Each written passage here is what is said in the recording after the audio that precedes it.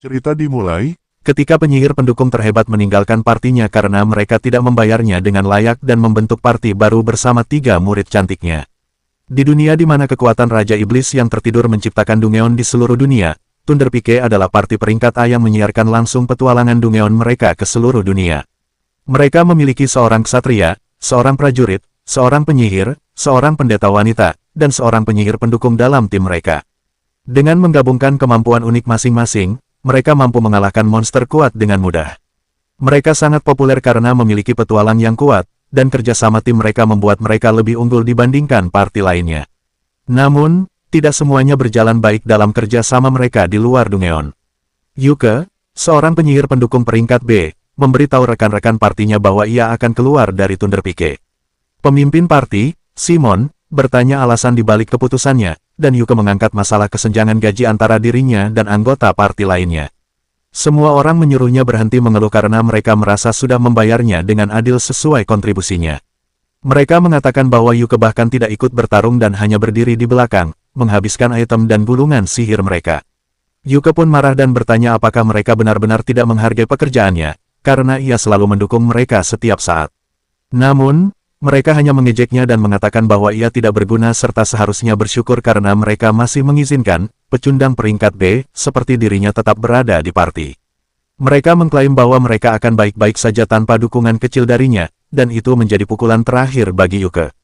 Setelah meneguk minumannya, Yuke dengan tegas menyatakan bahwa ia akan keluar dari parti untuk selamanya dan mereka bisa menyimpan peringkat A mereka untuk diri mereka sendiri. Keesokan harinya, Yuke pergi ke Guild Petualang untuk mendaftarkan dirinya sebagai pengangguran. Tepat setelah ia selesai mengisi formulir dan menyerahkannya kepada resepsionis, tiba-tiba seorang gadis berambut merah menerjangnya dan memeluknya erat.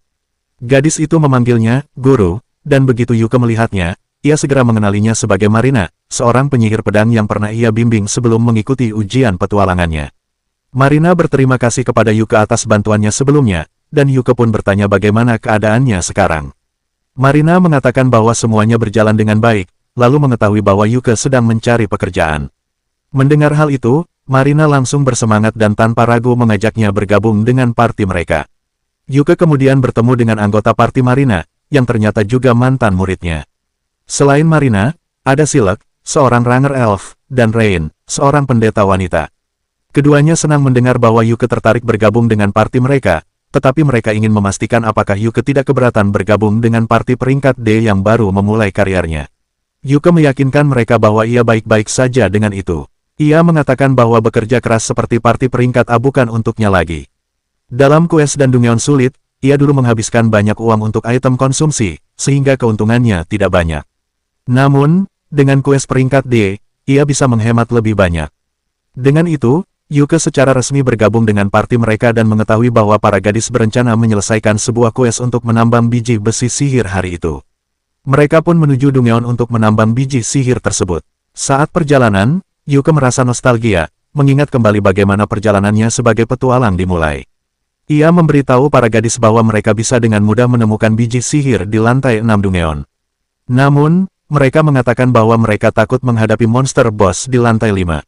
Mereka memutuskan untuk melewati lantai 5 karena takut menghadapi monster boss, jadi Yuke menyarankan agar mereka mencoba mencari biji di lantai 4 terlebih dahulu. Mereka pun masuk ke dalam Dungeon. Marina membawa tongkat jalan milik kakeknya untuk mencari jebakan, tetapi itu memperlambat perjalanan mereka. Melihat hal ini, Yuke memutuskan untuk memimpin. Ia menunjukkan sebuah lentera sihir kepada para gadis, yang dapat mendeteksi jebakan level rendah dengan mudah. Berkat itu, mereka bisa menjelajahi Dungeon dengan cepat. Saat berjalan, Yuke mengenang bahwa ini adalah Dungeon pertama yang ia kunjungi bersama mantan partinya, Thunder Peak, 5 tahun lalu, di mana prajurit mereka terluka parah akibat jebakan. Tiba-tiba, ia merasakan kehadiran monster dan menyuruh para gadis bersiap untuk bertarung. Mereka sampai di sebuah ruangan di mana kawanan Wolf Monkey sudah menunggu. Silek dengan cepat menembak salah satu dari mereka, sementara Marina langsung menyerang dua lainnya. Yuke menggunakan sihir peningkatan fisik pada Marina untuk meningkatkan kemampuannya secara drastis, lalu memasang jebakan untuk menahan monster-monster itu. Dengan mudah, Marina menebas kedua Wolf Monkey tersebut dan terkejut menyadari betapa mudahnya bertarung dengan bantuan sihir Yuke.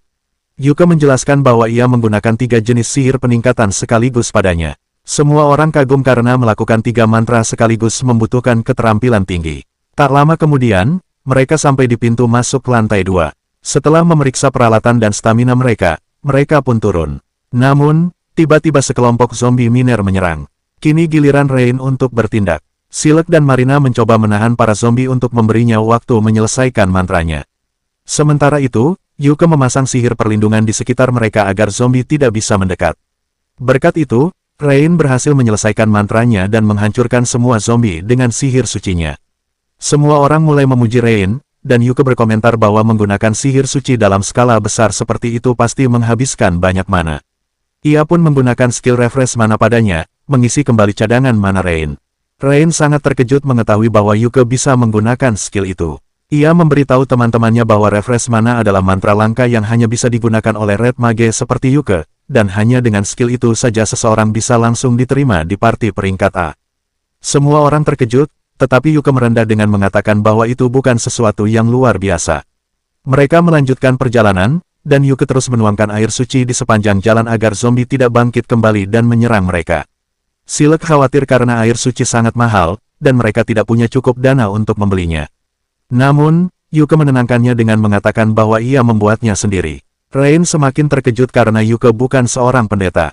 Namun, Yuke menjelaskan bahwa ia bisa menggunakan abu murni dari zombie yang dikalahkan untuk membuat air suci menggunakan alkimia. Tak lama kemudian, mereka tiba di lantai 4, dan Yuke mengatakan bahwa mereka bisa menemukan biji sihir di sini. Namun, sebelum melanjutkan lebih dalam, ia meminta semua orang untuk mengisi stamina mereka dengan makan sesuatu.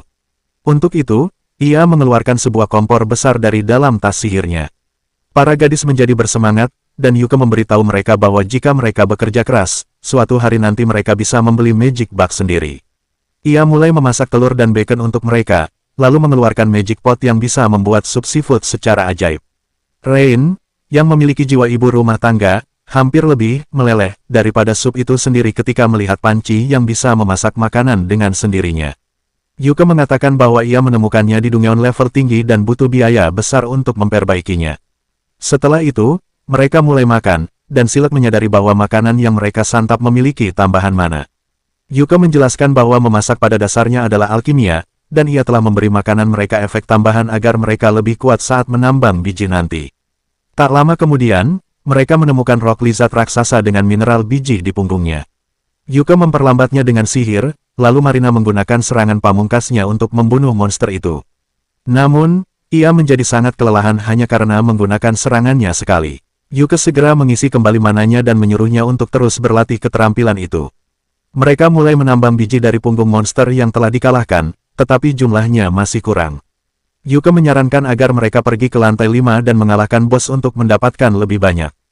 Para gadis merasa takut karena bosnya adalah monster yang kuat. Namun, Yuke meyakinkan mereka bahwa ia akan menggunakan seluruh kekuatannya untuk membantu mereka. Saat mereka mencapai ruang bos di lantai 5, Yuke memberitahu para gadis bahwa ia akan bertarung sendirian untuk menunjukkan keahliannya. Ia kemudian mengeluarkan floating camera artifak untuk merekam pertarungan melawan bos. Marina mengusulkan agar mereka melakukan live stream karena itu akan menyenangkan. Yuke memutuskan untuk YOLO dan melakukan siaran langsung, tetapi sebelum itu, ia bertanya kepada para gadis nama party mereka untuk disebutkan dalam siaran. Mereka gugup karena belum memikirkan nama. Saat itu, Marina tiba-tiba mencetuskan nama Clover, dengan alasan bahwa mereka bertiga adalah daun semanggi biasa, sedangkan Yuke adalah daun keempat yang membawa keberuntungan. Semua orang menyukai nama itu. Yuke kemudian bertanya apakah para gadis ingin ikut tampil dalam siaran pertama party mereka, tetapi mereka lebih memilih menonton saja. Yuke pun bersiap, mengaktifkan mode siaran langsung di kameranya, lalu membuka pintu ruang bos dan masuk ke dalam. Di dalam, ia melihat seekor steel crab raksasa yang jelek. Kepiting itu langsung menyerangnya, tetapi Yuke dengan lincah menghindari cakarnya dan segera menggunakan 5 mantra untuk membuatnya buta, meracuninya, dan melumpuhkannya. Kepiting itu mengamuk dan menyerang secara acak, tetapi Yuke hanya menggunakan sihir gravitasi untuk menghancurkannya seketika. Ia langsung mengakhiri siaran setelah itu, dan Marina segera memeluknya dengan begitu kuat hingga hampir mematahkan tulangnya. Yuke kemudian memasukkan kepiting itu ke dalam magic bag-nya, lalu mereka membuka peti harta karun yang muncul setelah mengalahkan bos. Di dalamnya, mereka menemukan banyak harta dan biji sihir. Setelah itu, Yuke dan party Clover kembali ke kota, membawa hasil petualangan mereka. Di dalam kereta, Yuke bersikap sopan dan bertanya kepada para gadis bagaimana mereka menilai anggota baru parti mereka dalam skala 1 hingga 10. Semua gadis sangat terkesan dengan keterampilan Yuke di Dungeon. Namun, Yuke berpikir bahwa mereka mungkin merasa tidak nyaman dengan seseorang yang lebih tua dari mereka tiba-tiba menjadi anggota parti. Para gadis segera meyakinkannya bahwa itu tidak benar. Tiba-tiba, Silek mendapat ide cemerlang. Ia menyarankan agar Yuke menjadi pemimpin parti karena ia adalah yang paling berpengalaman dan kuat di antara mereka. Yuke merasa gugup karena menurutnya tidak pantas bagi seorang pendatang baru untuk langsung menjadi pemimpin. Namun, para gadis setuju dengan Silek, mengatakan bahwa parti mereka secara resmi terbentuk ketika mereka memberi nama Clover, yang berarti Yuke juga merupakan anggota pendiri. Dengan terus didesak, akhirnya Yuke menyerah dan setuju menjadi pemimpin parti, dengan alasan bahwa ia ingin menjaga keselamatan semua orang. Sementara itu, mantan partinya, Thunder Pike, sedang mengalami kesulitan di Dungeon. Mereka telah merekrut seorang pemanah untuk menggantikan Yuke, tetapi orang itu tidak bisa memberikan dukungan sebaik Yuke. Mereka berjuang melawan kawanan monster Wolves, dan bahkan anggota baru mereka mulai mengejek mereka, mempertanyakan mengapa mereka masuk ke Dungeon level tinggi jika mereka begitu lemah. Tiba-tiba, sang penyihir digigit oleh salah satu serigala. Meskipun pemimpin parti berhasil menyelamatkannya, pendeta mereka tidak memiliki cukup mana untuk menyembuhkannya. Parti segera memutuskan untuk mundur, tetapi sang penyihir masih terbaring berdarah-darah sementara pendeta hanya bisa menunggu sampai mananya terisi kembali. Mereka tidak memiliki mana potion atau bahkan healing potion, karena itu dulu adalah tanggung jawab Yuke, dan tidak ada yang berpikir untuk mengambil alih peran tersebut setelah ia pergi. Anggota baru mereka memiliki healing potion, tetapi ia tidak langsung memberikannya.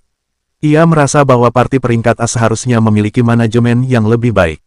Sementara itu, Yuke dan parti Clover sedang merayakan keberhasilan misi pertama mereka. Saat mereka minum bersama, Yuke mengatakan bahwa hadiah dari kues mereka tidak terlalu istimewa, tetapi ia mendapatkan banyak uang dari menjual bangkai steel crab. Ia kemudian bertanya kepada para gadis tentang bagaimana mereka membagi uang dalam parti. Silek menjelaskan bahwa mereka memasukkan semuanya ke dalam dana parti dan menggunakan sistem tunjangan untuk membeli barang-barang yang diperlukan. Ia juga mengatakan bahwa mereka sedang menabung untuk membeli rumah sendiri suatu hari nanti. Yuke menyukai ide itu dan merasa semakin nyaman dengan parti barunya. Mantan parti Yuke kebetulan berada di penginapan yang sama, mengeluh dan menggerutu tentang kegagalan mereka hari ini. Mereka menyalahkan semuanya pada anggota baru mereka, mengatakan bahwa seharusnya ia lebih siap untuk membantu mereka.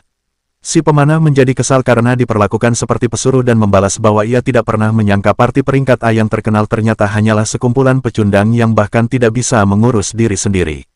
Ia kemudian mengumumkan bahwa ia keluar dari parti mereka saat itu juga. Yuke kebetulan melihat kejadian itu, tetapi ia tidak ingin memberikan perhatian pada mantan partinya. Sebagai gantinya, ia memberitahu para gadis bahwa setelah setiap kues yang sukses, mereka akan mengambil 2 hari untuk beristirahat dan memulihkan diri. Sementara itu, ia akan mengisi kembali persediaan barang-barang penting, dan mereka bisa menjalankan misi lain pada hari ketiga. Tiba-tiba, penginapan mulai menayangkan siaran ulang video live stream Yuke saat mengalahkan Steel Crab, yang telah menjadi viral dalam waktu setengah hari. Semua orang tertarik pada Yuke dan partinya karena ia berhasil mengalahkan monster boss hanya dengan sihir debuff. Namun, hal ini membuat mantan rekan-rekannya semakin kesal. Mereka merasa Yuke hanya bermain di liga bawah, untuk meningkatkan rasio kemenangan KD ratio-nya. Ternyata, mereka bukan satu-satunya yang iri pada Yuke. Seorang bangsawan gemuk dan jelek juga sedang mengutuknya dari kejauhan. 3 hari kemudian, Yuke pergi ke guild untuk memilih kues yang cukup mudah bagi para gadis tetapi tetap memberikan hadiah yang bagus. Resepsionis menyarankan kues peringkat C untuk mengumpulkan batu sihir dari air terjun. Ia menjelaskan bahwa kues ini seharusnya hanya peringkat D, tetapi beberapa monster aneh baru-baru ini muncul di wilayah itu, membuatnya lebih sulit. Saat Yuke sedang mempertimbangkannya, para gadis tiba-tiba berlari masuk dan langsung setuju mengambil kues tersebut tanpa bertanya lebih lanjut. Baru setelah resepsionis pergi untuk mendaftarkan kues itu, Yuke mendapat kesempatan untuk menjelaskan bahwa mereka mungkin harus menghadapi monster dalam perjalanan. Meski begitu, para gadis tetap ingin menjalankan kues tersebut demi mendapatkan lebih banyak poin dan uang. Yuke kemudian menyuruh mereka bersiap dan menemuinya dalam 30 menit. Setelah itu, resepsionis kembali dengan tanda terima kues dan memberitahu Yuke bahwa ia sebaiknya menyiarkan pertempurannya lagi karena ia sudah menjadi selebriti kecil setelah live streamnya yang terakhir. Saat meninggalkan guild, Yuke langsung menyadari bahwa seseorang sedang mengikutinya. Ia dengan sengaja memimpin penguntitnya ke sebuah gang sempit dan mendapati bahwa itu adalah bangsawan gemuk yang tadi mengutuknya. Yuke bertanya apakah ia punya urusan dengannya, dan si bangsawan malah menghunus pedangnya, memerintahkan Yuke untuk keluar dari Clover segera. Dengan tenang, Yuke menggunakan sihir jebakan secara diam-diam untuk melumpuhkannya. Lalu, ia bertanya apakah si gemuk sudah gila karena menyuruh pemimpin parti untuk keluar dari partinya sendiri. Bangsawan itu kemudian mengungkapkan niatnya, ia mengklaim bahwa ia yang pertama kali menemukan para gadis dan ingin bergabung dengan mereka sebagai sugar daddy. Namun, Yuke berpikir bahwa bangsawan itu hanyalah pecandu yang terlalu banyak mengonsumsi jamur sihir hari ini. Ia menolak meninggalkan parti dan berjalan pergi begitu saja. Saat bangsawan itu mencoba menyerangnya, ia malah tersandung jebakan sihir dan pingsan sendiri. Setelah itu, Yuke bergabung dengan para gadis untuk memulai kues mereka. Mereka memberitahunya bahwa si bangsawan gendut itu sudah mendekati mereka beberapa hari sebelumnya, menawarkan diri untuk bergabung dengan parti mereka seolah-olah ia sedang menolong mereka. Namun, ternyata kemampuannya biasa saja, jadi mereka memutuskan untuk mengabaikannya. Karena dia tidak menerima penolakan dengan baik, mereka hanya menjauh darinya. Yuke berpikir bahwa pria itu benar-benar bodoh jika bisa sembarangan mencabut pedangnya di jalanan. Ia pun memutuskan untuk melaporkannya ke guild setelah mereka kembali dari kues. Setelah itu, Yuke mengalihkan pembicaraan ke kues mereka. Ia mengatakan bahwa meskipun kues ini sebenarnya sederhana, ada kemungkinan mereka harus berhadapan dengan monster tipe binatang buas. Para gadis memberitahu bahwa mereka pernah ke area itu sekitar 2 bulan lalu, tetapi saat itu mereka tidak bertemu monster apapun. Bahkan, tidak ada hewan biasa di sekitar sana. Bagian terakhir itu membuat Yuke khawatir. Ia menjelaskan bahwa satu-satunya alasan semua hewan kabur dari hutan adalah karena ada monster yang sangat kuat di sana. Monster itu sudah berada di hutan sejak 2 bulan lalu, tetapi mereka hanya beruntung karena tidak menemukannya saat itu. Yuke mengatakan bahwa begitu mereka tiba di hutan, ia akan mulai merekam semuanya. Jika mereka bertemu dengan monster tersebut, ia akan live stream pertempuran mereka. Akan lebih baik jika mereka menang, tetapi jika mereka kalah dan harus melarikan diri, ia ingin video itu tetap disiarkan langsung agar guild dapat melihat dan mengirim bantuan tepat waktu. Tak lama kemudian, mereka tiba di hutan, dan Yuke mulai merekam saat mereka berjalan masuk. Ia berjalan di bagian belakang kelompok karena biasanya binatang buas menyerang dari belakang.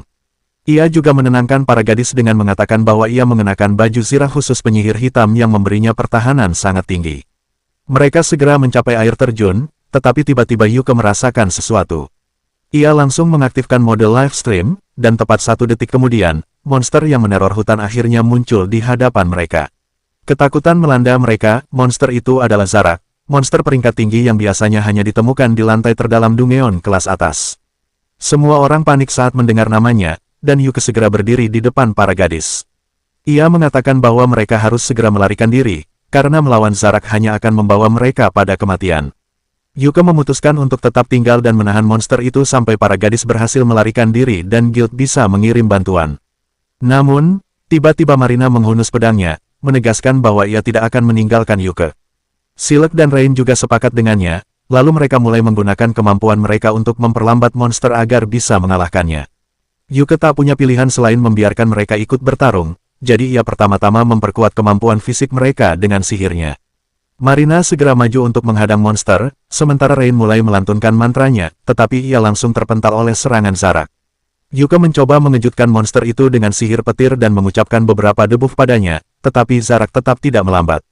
Yuke segera menyadari bahwa ini adalah monster spesial, dan ia meminta Marina untuk mengulur waktu agar ia bisa menyiapkan sihir yang lebih kuat. Marina bertarung dengan sekuat tenaga, sementara Silk memanggil para dryad hutan untuk membantu. Finesse menjalar dan mengikat Zarak, memberi Yuke waktu yang ia butuhkan. Akhirnya, ia menyelesaikan sihir peringkat 5, Prismatic Arrow. Ia memberitahu Marina untuk mundur sebelum menembakkan serangan itu ke arah monster dengan kekuatan dahsyat. Saat Prismatic Arrow menghantam Zarak, monster itu mengerang kesakitan, tetapi tampaknya tidak terjadi apa-apa. Yuke mengira serangannya gagal, tetapi ketika Zarak mulai bergerak lagi, cairan hitam keluar dari seluruh lubangnya. Monster itu tampak melemah, tetapi masih cukup kuat untuk menyerang mereka. Rain lalu memutuskan untuk mengakhirinya dengan sihir kuat lainnya. Ia menggunakan mantra peringkat 5, Thunderbolt, dan menghantam monster itu dengan petir dahsyat. Namun, Zarak tetap belum tumbang. Saat itulah Yuke menyadari bahwa monster itu telah lumpuh karena serangan-serangan sebelumnya, ini adalah kesempatan mereka untuk menghabisinya. Ia segera memberi perintah kepada Marina untuk menghabisi monster itu. Marina langsung berlari dan mengaktifkan teknik pamungkasnya, tepat saat Yuke memperkuat pedangnya untuk mendaratkan serangan kritis. Pedang Marina membelah kepala Zarak, dan seketika monster itu tumbang, kepalanya jatuh ke sungai. Langit kembali cerah, dan darah monster itu menyembur seperti air mancur. Semua orang merasa lega setelah pertempuran sengit itu. Saat itu, Yuke baru ingat bahwa ia telah menyiarkan pertarungan ini secara langsung. Ia mengucapkan terima kasih kepada semua penonton yang telah menyaksikan hingga akhir, lalu menutup siaran. Video itu langsung menjadi viral di kota, dan popularitas Clover Party semakin melonjak. Namun, di sisi lain, pemimpin Thunder Peak, mantan party Yuke, semakin geram melihat kesuksesan barunya. Sementara itu, Yuke merasa pusing setelah menggunakan terlalu banyak mana dalam pertarungan sebelumnya. Di belakangnya, para gadis dengan bersemangat membicarakan pertarungan mereka, dan Yuke berpikir bahwa video ini akan memberikan dorongan besar bagi karir mereka. Ia mendekati mereka dan mengucapkan selamat atas keberhasilan misi mereka, tetapi ia juga menambahkan bahwa ia akan menghukum mereka karena tidak mendengarkan perintahnya sebelumnya. Namun, para gadis langsung balik menegurnya, mengatakan bahwa mereka juga akan memberinya pelajaran karena ia hampir mengorbankan dirinya sendiri. Mereka menegaskan bahwa mereka tidak akan pernah membiarkan hal itu terjadi. Yuke pun menyadari bahwa ini adalah pertarungan 1 lawan 3 yang tidak bisa ia menangkan, jadi ia akhirnya menyerah dan mengatakan bahwa mereka akan mengevaluasi kesalahan mereka nanti. Tak lama kemudian, mereka sampai di danau tempat mereka harus menyelesaikan misi. Namun, para gadis justru ingin berenang. Yuke membiarkan mereka bersenang-senang sementara ia mendirikan perkemahan. Saat mendengar suara tawa dan percikan air mereka, ia teringat bagaimana ia melatih mereka menjadi petualang 6 bulan yang lalu. Ia selalu memberi mereka saran tentang cara meningkatkan kemampuan mereka dan memperkuat tim mereka. Sejak awal, ia sudah merasa bahwa mereka akan menjadi tim yang hebat. Ia masih terkejut dengan kenyataan bahwa ia kini benar-benar menjadi bagian dari parti mereka. Ia berpikir bahwa hidup memang penuh dengan kejutan. Beberapa hari kemudian, Yuke dan para gadis dipanggil oleh Guildmaster. Para gadis merasa cemas dengan pertemuan ini, tetapi Yuke menduga bahwa ini pasti tentang monster tingkat tinggi yang mereka kalahkan di hutan. Ia tahu bahwa misi berbahaya seperti itu seharusnya tidak diberikan kepada parti peringkat D seperti mereka. Secara normal, seorang Guildmaster akan memuji mereka atas pencapaian tersebut. Namun, Yuke tahu bahwa pria tua yang bertanggung jawab atas tempat ini tidak seperti kebanyakan orang.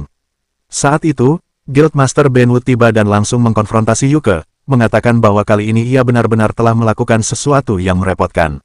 Yuke membela diri, mengatakan bahwa itu bukan salahnya. Namun, Benwood dengan tegas meminta Yuke untuk memberitahunya hal-hal yang tidak ia cantumkan dalam laporan. Sikapnya yang tegas membuat para gadis merasa terintimidasi. Yuke yang marah pun membentak pria tua itu agar tidak menakuti teman-temannya.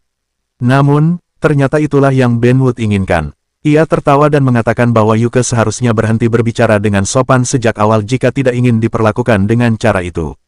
Benwood lalu duduk dan meminta semua orang untuk melakukan hal yang sama. Ia kembali bertanya kepada Yuke, ingin tahu pendapatnya tentang monster yang mereka temui di hutan. Yuke menjelaskan bahwa semua tanda menunjukkan bahwa itu adalah overflow, tetapi bukan jenis yang bisa ditemukan di H-anime. Mendengar itu, ekspresi Benwood berubah menjadi serius. Ia segera memerintahkan resepsionis untuk membuat misi investigasi. Sementara itu, Marina bertanya kepada Yuke tentang apa itu overflow.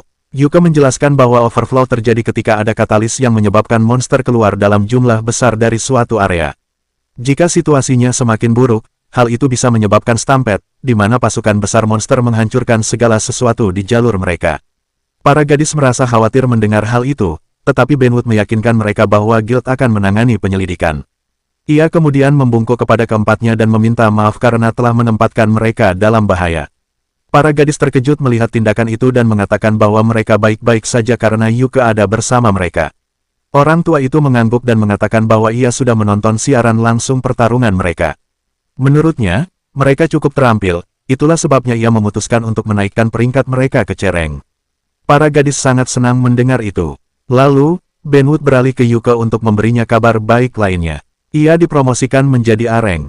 Hal ini terjadi karena sihir prismatic arrow yang Yuke gunakan dalam pertarungan adalah mantra baru yang ia ciptakan sendiri, dan semua pejabat guild percaya bahwa ia pantas naik peringkat. Yuke bahkan tidak bisa memproses apa yang sedang terjadi, tetapi Benwood segera mengeluarkan dokumen promosi dan menyuruhnya untuk menandatanganinya nanti. Setelah itu, Yuke dan para gadis pergi ke penginapan guild untuk merayakan promosi mereka.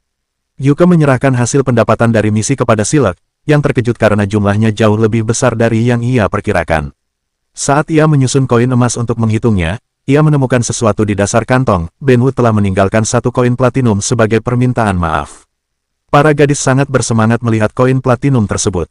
Lalu, Silet mengatakan bahwa setelah menambahkan pendapatan hari ini, mereka sudah memiliki cukup uang untuk membeli markas mereka sendiri. Mereka mulai minum dan makan untuk merayakan pencapaian ini. Di tengah perayaan, Rainan bertanya kepada Yuke tentang impiannya sebagai petualang. Yuke memberitahu mereka bahwa mimpinya adalah menantang lantai terakhir dari Dungeon bernama Infinite Darkest. Mendengar itu, para gadis langsung menyemburkan minuman mereka, karena Dungeon tersebut terkenal sangat berbahaya. Yuke mengakui bahwa itu memang benar. Ia menjelaskan bahwa lantai terakhir Dungeon itu memiliki Abyss Gate, sebuah gerbang yang mengarah ke dunia bawah. Namun, ia menegaskan bahwa ia tidak berniat melintasi gerbang itu, ia hanya ingin melihatnya dengan mata kepalanya sendiri. Lalu, Yuke menceritakan tentang pamannya, yang merupakan seorang petualang hebat. Paman Yuke pernah menantang lantai terakhir Infinite Darkest dan melihat Abyss Gate secara langsung, meskipun ia tidak berhasil menyelesaikan Dungeon tersebut. Cerita pamannya itu menginspirasi Yuke untuk suatu hari nanti mencoba hal yang sama.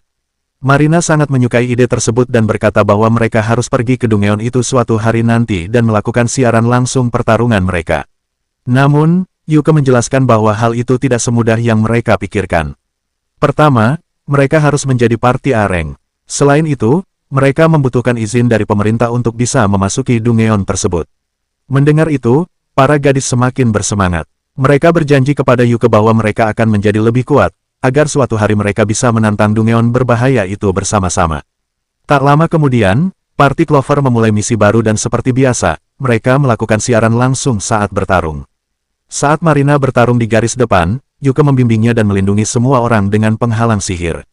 Silet menggunakan sihir finesse untuk mengikat monster, lalu Rainan menyerang dengan sihir petir yang kuat untuk menghabisi lawan. Yuke kemudian menggunakan gulungan sihir untuk melepaskan sihir batu ke monster, membunuhnya. Siaran langsung mereka disambut baik oleh para penonton, tetapi tidak oleh mantan party Yuke, Thunder Pike. Mereka semakin cemburu dengan kesuksesan Yuke, tetapi lebih dari itu, mereka mulai khawatir dengan kehancuran party mereka sendiri. Mereka menyalahkan anggota baru yang bergabung dengan party mereka, menyebut mereka tidak berguna. Selain itu, penyihir di party mereka mulai menghindari misi setelah ia terluka sebelumnya, dan kini kemampuannya semakin tertinggal. Saat mereka melakukan misi, ia tidak bisa mengikuti ritme mereka. Akhirnya, mereka mulai berpikir bahwa mungkin mereka harus membujuk Yuke untuk bergabung kembali, karena ketika ia masih bersama mereka, mereka tidak pernah gagal dalam misi seburuk ini. Mereka bahkan mulai mempertimbangkan untuk memotong bayaran penyihir mereka agar bisa menarik Yuke kembali ke party mereka. Karena dia mulai menjadi beban dan lebih baik memberikan sedikit lebih banyak uang kepada Yuke agar ia tidak keberatan kembali ke party mereka. Sementara itu, Yuke dan para gadis kembali ke kota setelah menyelesaikan misi, tetapi mereka terkejut melihat pemimpin Thunder Pike, Simon, menunggu mereka di depan gerbang.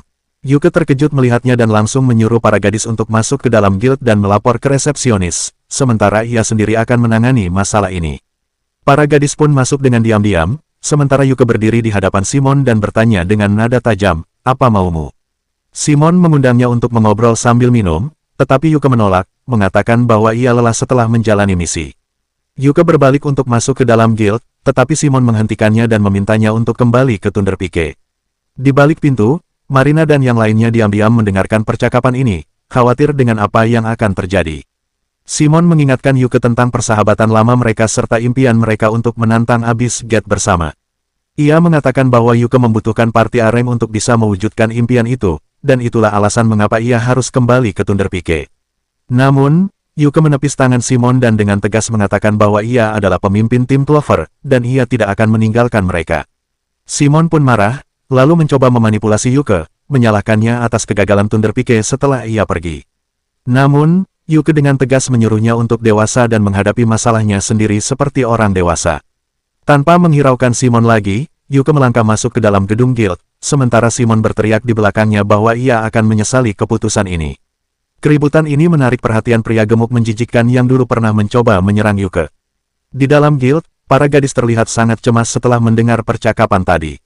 Namun, ketika Yuke memastikan bahwa ia tidak akan meninggalkan mereka, Marina langsung memeluknya dengan sangat erat, sampai-sampai tulangnya terasa mau patah. Dengan susah payah, Yuke berhasil melepaskan diri, lalu mereka semua pergi minum bersama untuk merayakan kebersamaan mereka. Tak lama setelah itu, mereka mendapatkan sebuah quest dari toko armor terkenal bernama ERT. Yuka menjelaskan bahwa toko tersebut sedang meluncurkan tema baru yang berfokus pada petualang wanita, dan karena parti mereka terdiri dari 75% wanita, mereka dipilih sebagai model utama. Ketiga gadis akan mendapatkan armor berkualitas tinggi dari toko tersebut, sementara toko akan menggunakan video mereka saat menjelajahi Dungeon sebagai bagian dari promosi. Para gadis sangat terkejut dengan kabar baik ini. Mereka bahkan akan mendapatkan armor itu secara gratis, dan di samping itu, mereka juga akan dibayar untuk menyelesaikan quest ini. Mendengar hal itu, mereka langsung bersemangat, dan tak lama kemudian, parti Clover berangkat ke kota untuk menyelesaikan quest baru mereka. Di mana toko ERT berada? Sementara Yuka menunggu di pasar, ia mulai mengenang saat pertama kali datang ke kota ini bersama parti lamanya. Tak lama kemudian, para gadis kembali dengan perlengkapan baru mereka. Mereka berlari menghampiri Yuka untuk memamerkan drip terbaru mereka, dan Yuka pun mulai merasakan darahnya mengalir ke arah yang tidak seharusnya. Namun, ia segera mengalihkan perhatian, lalu memberitahu mereka bahwa kali ini mereka tidak akan melakukan live streaming pertarungan mereka. Sesuai dengan kesepakatan dalam quest, mereka hanya perlu merekam pertempuran dan menyerahkan hasilnya ke ERT. Yuka mulai merekam, dan parti mereka pun masuk ke dalam Dungeon. Sesampainya di dalam, Yuka menjelaskan bahwa Dungeon ini hanya memiliki 4 lantai, tetapi lantai terdalamnya memiliki gerbang menuju Dungeon yang lebih besar. Tujuan quest mereka adalah mencapai Dungeon kedua yang tersembunyi di dalamnya. Mereka tiba di sebuah ruangan terbuka, dan Yuka mengambil sebuah batu lalu melemparkannya ke bawah untuk menunjukkan kepada para gadis bahwa terdapat distorsi ruang yang mencegah siapapun mengambil jalan pintas. Ia memperingatkan mereka untuk berhati-hati agar tidak terjatuh dari tangga. Marina dan Silek langsung mengangguk setuju, tetapi Rain tampak kesal dengan Yuka, dan ia sama sekali tidak tahu apa yang telah ia lakukan salah. Marina dan Silek memberitahunya bahwa ia tidak cukup memperhatikan Rain sebelumnya, terutama karena datar seperti bumi. Saat itu juga, Yuka baru menyadari pita baru di rambut Rain. Ia memuji Rain, mengatakan bahwa pita itu cocok dengan warna rambutnya. Mendengar itu, gadis manja ini langsung tersipu dan spontan memeluk Yuka. Setelah itu, mereka turun ke lantai berikutnya. Yuka segera mendeteksi jebakan menggunakan lentera sihirnya. Ia menyodok jebakan tersebut dengan tongkat neneknya, dan tiba-tiba tombak-tombak muncul dari keempat dinding. Mereka berhasil melewati celah di antara tombak-tombak itu dan segera bertemu dengan monster pertama di Dungeon ini, sekelompok orc. Silek langsung menarik busurnya dengan marah, karena bangsa elf membenci orc layaknya kaum Kristen membenci kaum gay. Namun, Yuka menyuruhnya untuk tetap tenang, karena kemarahan bisa menghancurkan formasi mereka. Ia meyakinkan Silek bahwa mereka akan membantai monster-monster jelek itu sampai habis. Yuka menganalisis orc-orc tersebut dan menyadari bahwa meskipun mereka tampak seperti prajurit kelas rendah, mereka jauh lebih terorganisir daripada yang ia duga. Ia memerintahkan Rain untuk mengisi serangan sihir yang kuat untuk menghantam mereka semua sekaligus, lalu menyuruh Marina dan Silek bersiap untuk menghabisi yang tersisa. Setelah itu, Yuka menggunakan sihir enchantment pada semua orang. Rain lalu melepaskan serangan api yang sangat kuat, membakar para orc.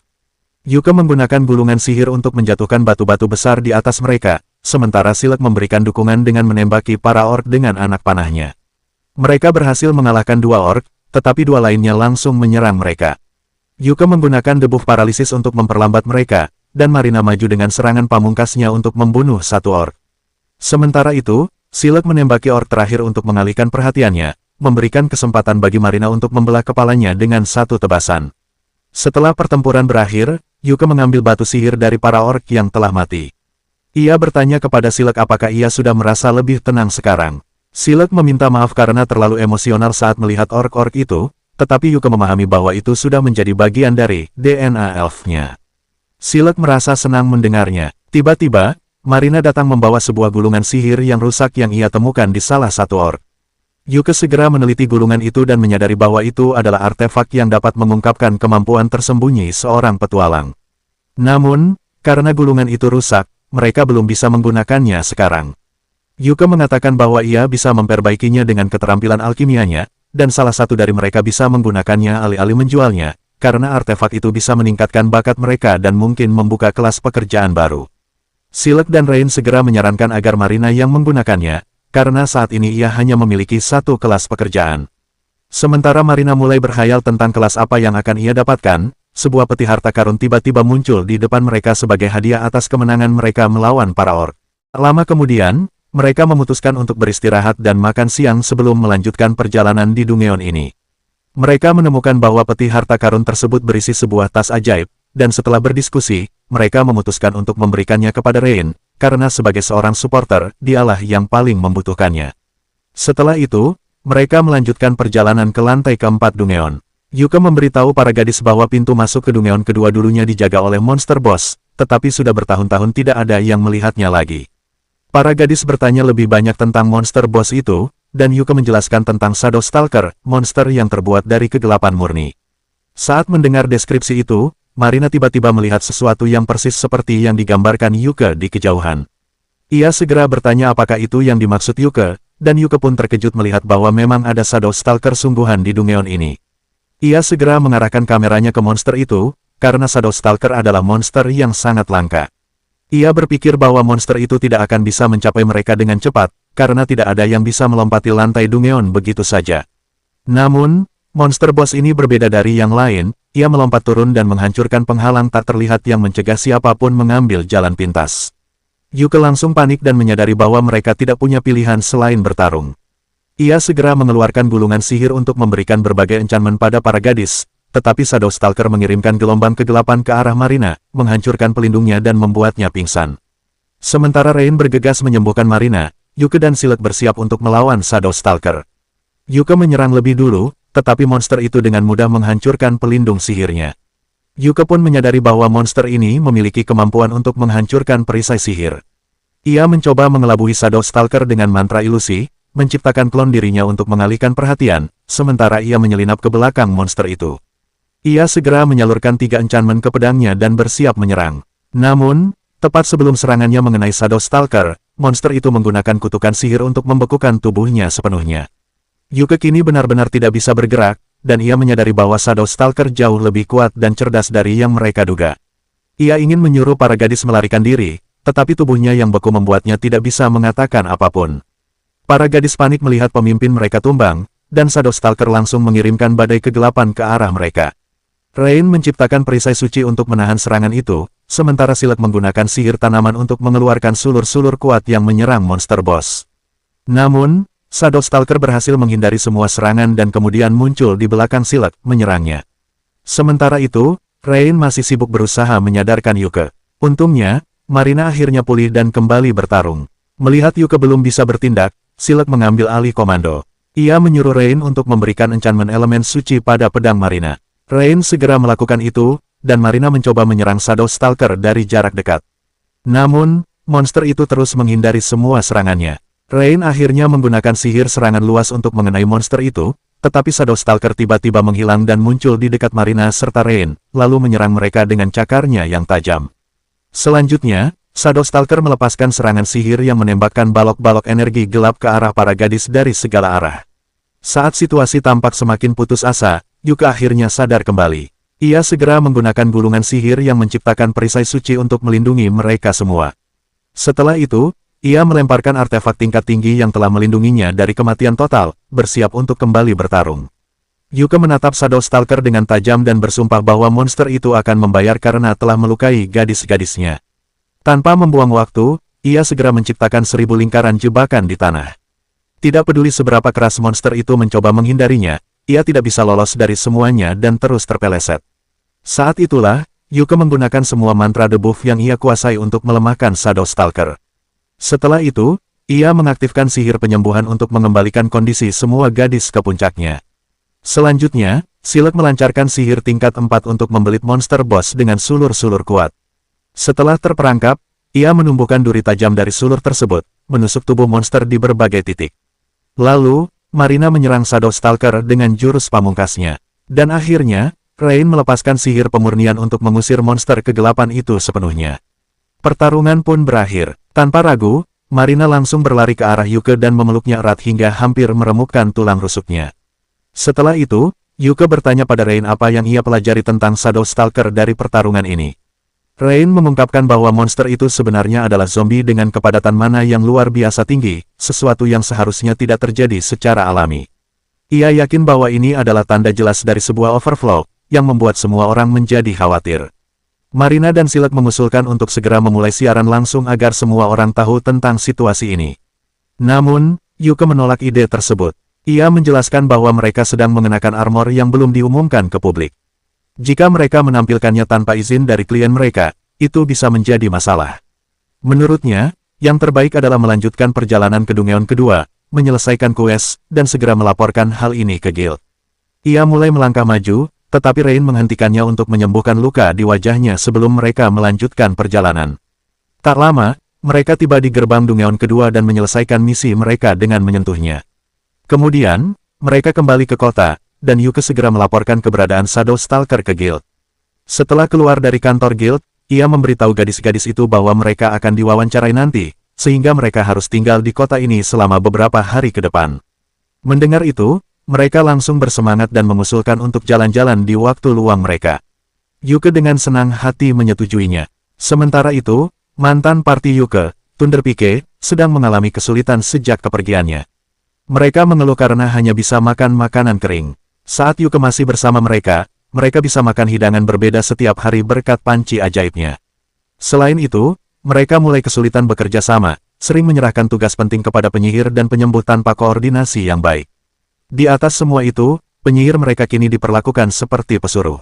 Mereka terus menyuruhnya belajar keterampilan baru yang lebih berguna, karena menurut mereka, ia terlalu lemah dan tidak bisa banyak berkontribusi dalam pertarungan. Mereka memulai siaran langsung sebelum memasuki Dungeon, tetapi dalam beberapa jam, mereka kembali ke guild dengan tangan kosong setelah gagal menyelesaikan misi.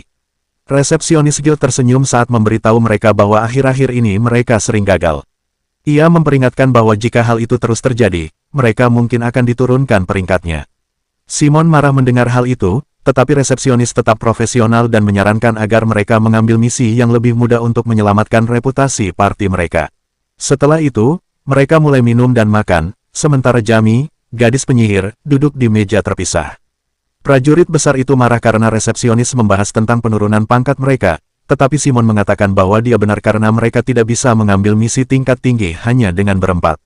Sang penyembuh kemudian menyarankan agar Simon mencari anggota tim baru, karena itu adalah tugasnya sebagai pemimpin.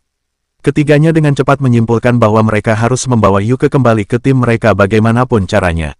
Namun, mereka tidak tahu bagaimana cara membuatnya mau kembali. Simon, yang merupakan teman masa kecil Yuke, tahu bahwa Yuke tidak akan kembali begitu saja. Jika mereka ingin menarik perhatiannya, mereka membutuhkan sesuatu yang bisa meyakinkannya. Simon mengatakan bahwa jika mereka ingin membuat Yuke tertarik, mereka harus menantang Dungeon kegelapan tak terbatas, karena itu adalah tujuan Yuke sejak awal. Dia yakin bahwa jika mereka melakukan misi bersama dengan kelompok lain, mereka bisa menarik perhatian Yuke. Simon menambahkan bahwa mereka hanya perlu berpura-pura serius tentang misi tersebut, karena Yuke tidak akan bisa berpikir jernih setelah mendengar tawaran untuk bergabung kembali. Sang prajurit dan penyembuh setuju dengan Simon, tetapi Jami, si penyihir, merasa sangat kecewa melihat betapa rendahnya kelompok mereka telah jatuh. Di sisi lain, Yuke dan para gadisnya telah kembali ke kota setelah menyelesaikan misi mereka dengan sukses. Saat mereka berjalan-jalan di pasar, semua orang langsung mengenali para gadis itu. Karena mereka muncul dalam video iklan yang dirilis oleh merek armor populer, Earthis, tetapi beberapa pria merasa iri terhadap mereka. Bagaimanapun, mereka sedang menjalankan misi untuk mencari rumah sewaan bagi kelompok mereka. Agen properti mereka pertama-tama membawa mereka ke sebuah rumah di pinggiran kota, tetapi Yuke menolaknya karena menurutnya tempat itu tidak cukup aman untuk para wanita. Selanjutnya, agen tersebut membawa mereka ke rumah lain, dan semua orang merasa bahwa rumah ini lebih baik dari yang sebelumnya. Yuke meminta agen untuk menahannya sementara mereka mempertimbangkannya, dan agen tersebut mengatakan bahwa dia masih memiliki satu pilihan terakhir untuk ditunjukkan. Dia membawa mereka ke rumah terakhir, tetapi Yuke mulai merasa cemas karena markas Thunder Pike juga berada di daerah itu. Mendengar hal ini, semua gadis langsung memutuskan bahwa mereka bahkan tidak perlu melihat rumah ketiga, karena mereka tidak ingin sekelompok orang seperti itu menjadi tetangga mereka. Dengan keputusan itu, mereka membeli rumah kedua, dan barang-barang mereka segera dipindahkan ke sana. Yuke kemudian bertanya kepada para gadis apakah mereka sudah memutuskan kamar masing-masing, karena mereka harus segera menata barang-barang mereka. Para gadis mengatakan bahwa mereka baru saja memikirkannya. Silek kemudian bertanya kepada Yuke kamar mana yang dia inginkan, dan dia menjadi bingung karena sebenarnya dia tidak berencana tinggal bersama mereka. Dia mencoba memberitahu mereka bahwa ini bukan ide yang baik karena bagaimanapun juga dia adalah seorang pria, tetapi para gadis malah tertawa mendengarnya. Inel terlihat tidak nyaman hanya dengan memikirkan harus berbagi rumah dengan 3 gadis. Marina lalu mengatakan bahwa ini adalah markas kelompok mereka, jadi semuanya harus tinggal bersama, dan tidak ada yang akan keberatan jika Yuke secara tidak sengaja masuk ke kamar mereka saat mereka mandi atau terjebak di mesin cuci. Yuke langsung menegaskan bahwa dia sama sekali tidak tertarik melihat mereka dalam situasi seperti itu dan meminta mereka untuk selalu mengunci pintu kamar mereka, karena mereka tidak boleh mempercayai laki-laki, bahkan dirinya sendiri. Dengan itu, mereka pun mulai menetap di rumah baru mereka, dan Yuke bahkan membeli televisi OLED 64 inci. Agar mereka bisa menonton video rekaman mereka dalam kualitas 4K, para gadis berterima kasih kepada Yuke atas hadiah itu, dan mereka bersulang untuk merayakan pembelian markas mereka sendiri. Saat mereka mulai minum, pandangan Rain terpaku pada TV. Ketika Yuke melihat layar, dia mendapati mantan kelompoknya sedang mendeklarasikan bahwa mereka akan menantang Dungeon kegelapan tak terbatas. Akan ada banyak kelompok petualang tingkat tinggi lainnya yang ikut serta dalam ekspedisi ini untuk menyelidiki Dungeon tersebut, bahkan kerajaan telah memberikan izin resmi bagi mereka untuk masuk. Yuke terkejut mendengar hal ini, dan para gadisnya mencoba menghiburnya. Namun, dia meyakinkan mereka bahwa dia tidak merasa tertinggal FOMO, karena Dungeon itu akan tetap ada bahkan setelah misi ini selesai. Dia mengatakan bahwa tujuannya adalah untuk menjelajahi lantai terdalam Dungeon dan mencapai gerbang abyss, tetapi sekarang dia ingin melakukannya bersama para gadisnya. Dia menenangkan mereka dengan mengatakan bahwa mereka tidak perlu khawatir, karena suatu hari mereka akan mencapai Dungeon itu dan menyiarkan petualangan terbesar mereka secara langsung. Saat mereka kembali makan dan minum, sebuah surat tiba melalui celah pintu. Yuke mengambilnya dan menemukan bahwa itu berasal dari guild. Dia segera pergi ke sana, dan resepsionis memberikan surat undangan dari Thunder Peak yang ingin dia bergabung dengan kelompok mereka dalam ekspedisi ke Dungeon kegelapan tak terbatas. Mereka bahkan berjanji akan menjadikannya anggota tetap setelah misi selesai. Namun, Yuke tidak menginginkan apapun dari mereka dan meminta resepsionis untuk menolak undangan itu atas namanya. Setelah itu, Yuke dan Rain pergi berbelanja kebutuhan sehari-hari, tetapi Simon menemukan mereka di sana. Simon marah karena Yuke menolak undangan untuk bergabung kembali dengan kelompok mereka dan bertanya apakah dia sudah melupakan mimpinya untuk menjelajahi Dungeon. Namun, Yuke tetap tenang dan mengatakan bahwa dia bangga mantan kelompoknya berusaha menaklukkan Dungeon tersulit itu, lalu mendoakan mereka yang terbaik. Simon kehilangan kesabarannya dan mengatakan bahwa rencana mereka membutuhkan Yuke dalam tim, tetapi Yuke tetap menolak. Simon mencoba mengintimidasinya dengan berteriak, tetapi Yuke hanya menyuruhnya untuk berpikir lebih logis. Dia mengingatkan Simon bahwa mengirim permintaan kepada seseorang yang sudah tergabung dalam kelompok lain adalah tindakan tidak sopan, dan dia berhak menolak ajakan apapun. Kesatria itu kemudian menyalahkan Yuke atas semua kesulitan yang dialami kelompok mereka setelah dia pergi, tetapi itu menjadi batas kesabaran terakhir Yuke. Yuke akhirnya meluapkan amarahnya, mengatakan bahwa meninggalkan kelompok lama mereka adalah keputusan terbaik yang pernah dia buat. Dia berteriak kepada Simon, mengingatkannya bahwa dia selalu dibebani semua tugas yang tidak berhubungan dengan pertempuran, sementara yang lain hanya menikmati hasil kerja kerasnya tanpa pernah menghargai kontribusinya. Simon terkejut melihat kemarahan Yuke, tetapi Rain dengan lembut menggenggam tangan Yuke, menenangkannya. Simon mencoba membujuknya sekali lagi, berjanji bahwa segalanya akan berbeda kali ini, tetapi Yuke menjawab bahwa semuanya sudah terlambat. Dia mengatakan bahwa dia akan tetap bersama kelompoknya, Clover, dan apapun yang terjadi pada Thunder Peak bukan lagi urusannya. Yuke kemudian pergi sambil menggandeng tangan Rain, sementara Simon mengutuknya, bersikeras bahwa mereka akan berhasil meskipun tanpa dia. 2 minggu kemudian, Yuke dipanggil oleh Guild Master, yang memberitahunya tentang adanya keanehan di berbagai Dungeon di seluruh wilayah. Hal ini jelas mengindikasikan kemungkinan terjadinya stampede. Guild Master juga menyebutkan bahwa para cendekiawan kerajaan memiliki kesimpulan yang sama, dan alasan kerajaan memberikan izin ekspedisi ke Dungeon kegelapan tak terbatas adalah karena situasi ini. Yuke menyadari bahwa keadaan jauh lebih serius dari yang dia kira. Kemudian, Guildmaster menyatakan bahwa dia memiliki sebuah misi untuk kelompok Yuke. Mereka diminta untuk menyelidiki Dungeon kegelapan tak terbatas. Namun, Yuke langsung menolak ide tersebut tanpa ragu. Karena terlalu berbahaya, Yuke menolak misi tersebut. Dia berpendapat bahwa Thunder Peak dan kelompok petualang peringkat A lainnya cukup kuat untuk menyelesaikan misi itu sendiri. Namun, Guildmaster memberitahunya bahwa 2 kelompok, termasuk Thunder Peak, telah mengundurkan diri. Dia kemudian memberikan laporan kepada Yuke tentang satu-satunya catatan yang pernah dibuat mengenai Dungeon kegelapan tak terbatas, sambil mengingatkannya akan mimpinya untuk mencapai lantai terdalam Dungeon tersebut. Guildmaster mengatakan bahwa mereka membutuhkan seseorang yang memiliki keterampilan dan kecerdikan seperti Yuke untuk memimpin investigasi ini. Orang tua itu kemudian memberikan Yuke sebuah Scroll of Exit, item super langka yang dapat langsung membawa seseorang keluar dari Dungeon. Yuke bertanya mengapa Guildmaster begitu ngotot agar dia menerima misi ini, dan dia menjawab bahwa Yuke adalah satu-satunya orang yang informasinya bisa dia percayai. Saat itu juga, resepsionis datang dan menyerahkan surat misi resmi dari Raja kepada Yuke. Menyadari bahwa akan sulit menolak misi ini, Yuke mengatakan kepada Guildmaster bahwa dia akan berkonsultasi dengan anggota kelompoknya sebelum memberikan jawaban final. Setelah kembali ke rumah, Yuke menjelaskan semuanya kepada para gadis dan mengatakan bahwa mereka sebaiknya menolak permintaan ini karena terlalu berbahaya dan mereka belum siap.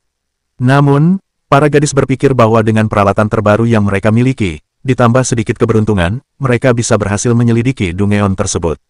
Yuke masih belum yakin karena dia takut kehilangan mereka. Rain lalu memeluknya dan memintanya untuk lebih percaya pada mereka.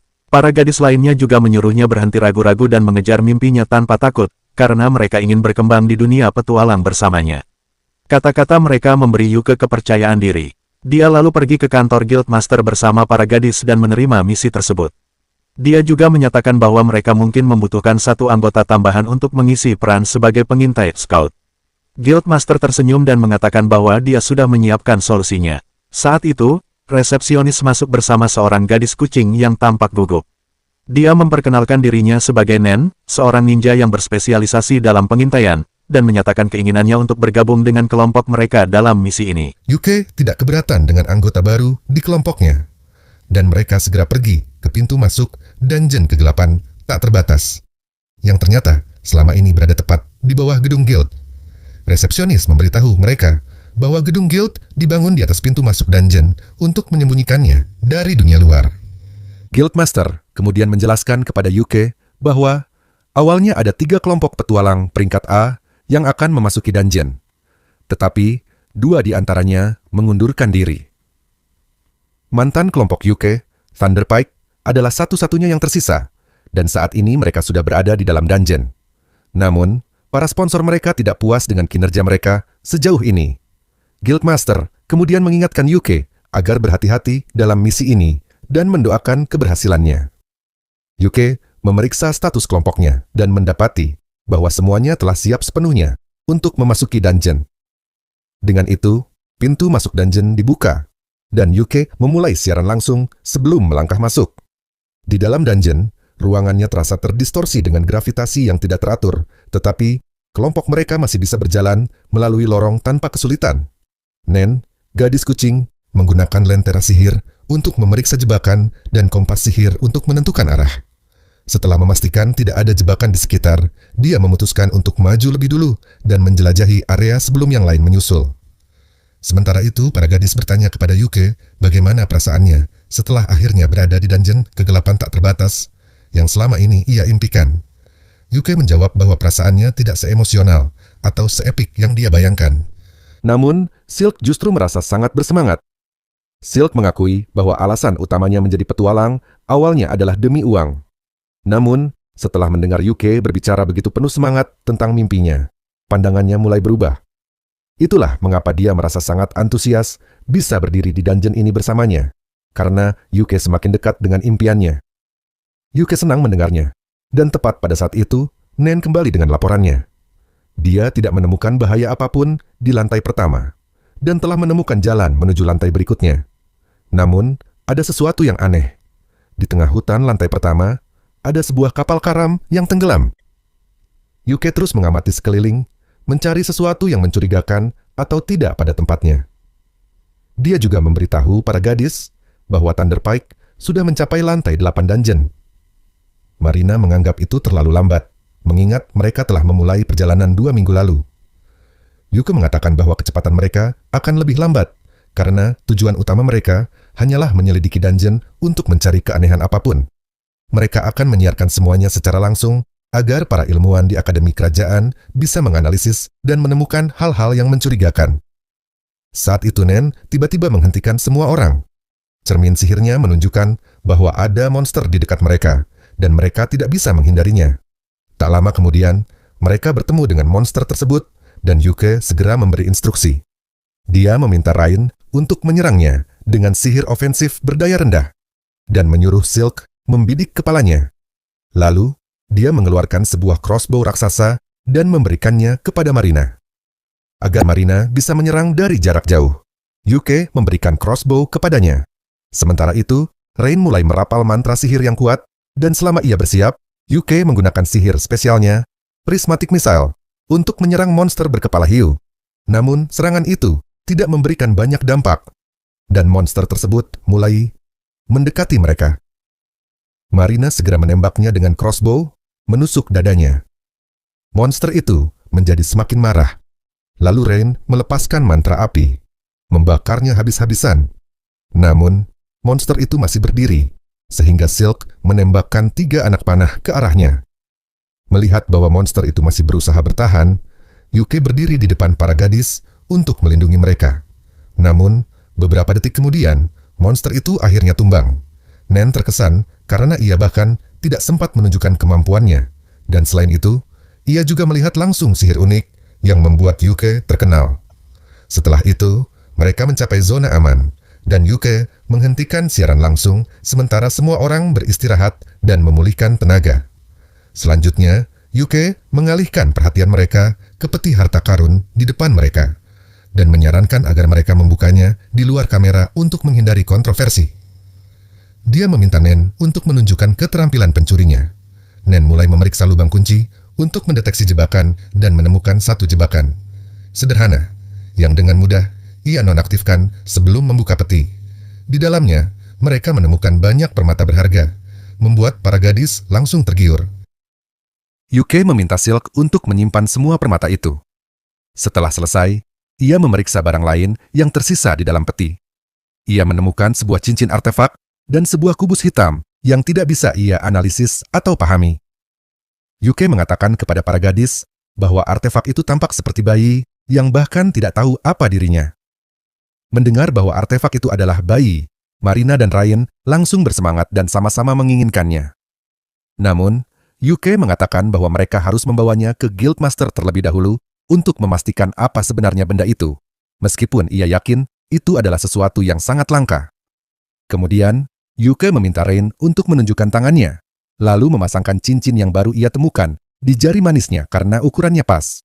Ia memberitahu Rain bahwa cincin itu bisa membantu menstabilkan pikirannya. Namun, ketika ia menatapnya, ia menyadari bahwa tindakannya justru menghancurkan keseimbangan mental Rain. Gadis itu memerah seketika, karena Yuke pada dasarnya telah melamarnya. Kini, Rain tidak keberatan lagi memberikan kotak hitam kepada Marina. Setelah itu, mereka melanjutkan eksplorasi. Nen menggunakan kompas sihir yang dapat mendeteksi aliran udara untuk menemukan jalan menuju lantai kedua dungeon. Setelah mereka mencapai zona aman di lantai kedua, Yuke bertanya kepada para gadis, apa yang menurut mereka aneh dari dungeon ini. Mereka menjawab bahwa perubahan pemandangan yang konstan terasa janggal, dan selain itu, hanya monster berkepala hiu yang tampak tidak pada tempatnya. Yuke setuju dan menambahkan bahwa peti harta karun yang mereka temukan di lantai pertama juga tidak biasa, karena biasanya peti harta karun hanya ditemukan di lantai yang lebih sulit. Ia berpikir bahwa mungkin ada hubungan antara monster hiu dan keberadaan peti harta karun di lantai pertama. Tetapi, ia memutuskan untuk memikirkannya nanti. Ia mengatakan bahwa mereka sebaiknya kembali untuk hari ini karena mereka sudah menjelajahi cukup banyak area dan para gadis setuju. Saat mereka berjalan kembali menuju pintu masuk dungeon, Nen tiba-tiba merasakan kehadiran seseorang yang mendekat. Ternyata, itu adalah mantan kelompok Yuke yang kini telah merekrut 2 anggota baru untuk misi ini. Simon bertingkah angkuh dan mengatakan bahwa jika Yuke memang akan turun ke dungeon, seharusnya ia menerima undangan mereka sejak awal. Yuke menjawab bahwa ia tidak akan jatuh ke dalam jebakan Simon, lalu mengungkapkan bahwa mereka berada di sini sebagai bagian dari misi resmi dari Raja. Anggota lain dari Thunder Pike tiba-tiba menjadi marah tanpa alasan yang jelas dan menyebut Yuke sebagai bajingan, tak tahu, terima kasih. Namun, Simon bertindak seolah mereka adalah rekan dalam misi yang sama. Simon menyuruh Yuke untuk menyerahkan rekaman live stream dan semua barang yang telah ia kumpulkan kepada Thunder Pike. Karena menurutnya mereka sekarang berada dalam satu aliansi. Ia juga memanfaatkan statusnya sebagai petualang peringkat A dengan alasan bahwa lebih baik jika kelompok peringkat A yang membuat laporan kepada Guildmaster. Teman-teman Simon mencoba meyakinkan Yuke bahwa ini adalah pilihan terbaik untuk masa depan kelompoknya. Mereka terus-menerus mengatakan bahwa Yuke seharusnya menganggap ini sebagai sebuah bantuan besar yang membuatnya semakin kesal. Rain juga frustrasi dengan sikap mereka, sehingga ia membalas mereka karena mencoba menggunakan peringkat mereka untuk memeras Yuke. Anggota partai Simon lantas menyuruh Rain diam dan menghina dirinya sebagai Dark Elf liar. Saat itulah Yuke kehilangan kesabarannya. Ia marah kepada sang prajurit dan pendeta, mengatakan bahwa ia tidak akan mentoleransi siapapun yang menghina anggota partainya. Ia bahkan bersiap mencabut pedangnya untuk melawan mereka. Namun, Simon mencoba bersikap tenang dan kembali meminta Yuke menyerahkan barang rampasannya. Yuke dengan kasar menepis tangannya dan mengatakan bahwa ia tidak akan pernah bekerja sama dengan orang menjijikan seperti mereka. Simon dan anggota partainya terkejut dengan tanggapan Yuke. Sementara itu, Yuke memberitahu para gadis bahwa mereka harus kembali ke permukaan. Seluruh percakapan ini disiarkan langsung, dan semua orang yang menontonnya berpikir bahwa masalah besar akan segera terjadi. Dan memang, masalah besar pun terjadi, tetapi bukan untuk kelompok Yuke, melainkan untuk Thunderpike. 2 hari setelah insiden itu, mereka dipanggil ke kantor pusat Guildmaster. Guildmaster memberitahu mereka bahwa telah ada beberapa keluhan resmi terhadap mereka, termasuk dari para sponsor mereka, negara Elf, dan kantor pusat Guild. Simon tidak menganggapnya serius dan justru berkata bahwa masalah yang lebih besar adalah kelompok peringkat C yang berani menghina kelompok peringkat A seperti mereka. Ia bahkan menambahkan bahwa Guild tidak seharusnya membiarkan kelompok yang berisi Dark Elf liar memasuki dungeon sejak awal. Namun, sebelum ia bisa menyelesaikan kalimatnya, Guildmaster langsung meninjunya. Guildmaster kemudian berjalan mendekatinya dan berkata bahwa karena seorang petualang peringkat A seperti Simon telah membuat pernyataan rasis terhadap Dark Elf dalam siaran langsung, hal itu telah merusak reputasi negara mereka. Ia mencengkeram leher Simon dan memperingatkan bahwa tindakannya bisa menyebabkan masalah serius antara negara mereka dan bangsa Elf. Sebagai konsekuensi, Thunderpike diwajibkan untuk melakukan siaran permintaan maaf. Selain itu, mereka akan diadili, dan dalam skenario terburuk, mereka mungkin akan diasingkan selamanya.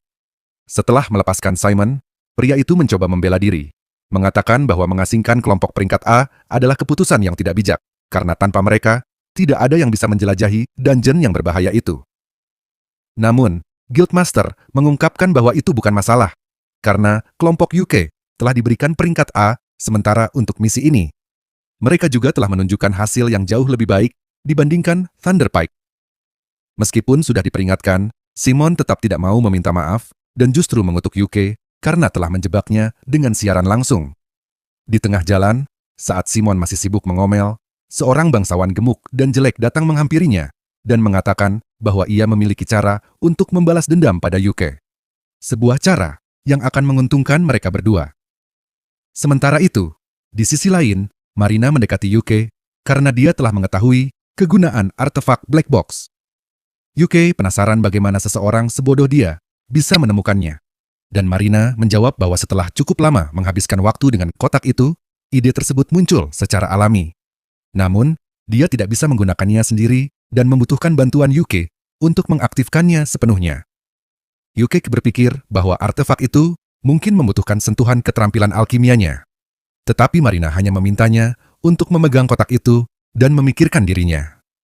Saat UK memikirkan Marina sebagai seorang petarung, Black Box tiba-tiba berubah menjadi pedang khusus yang dirancang hanya untuknya.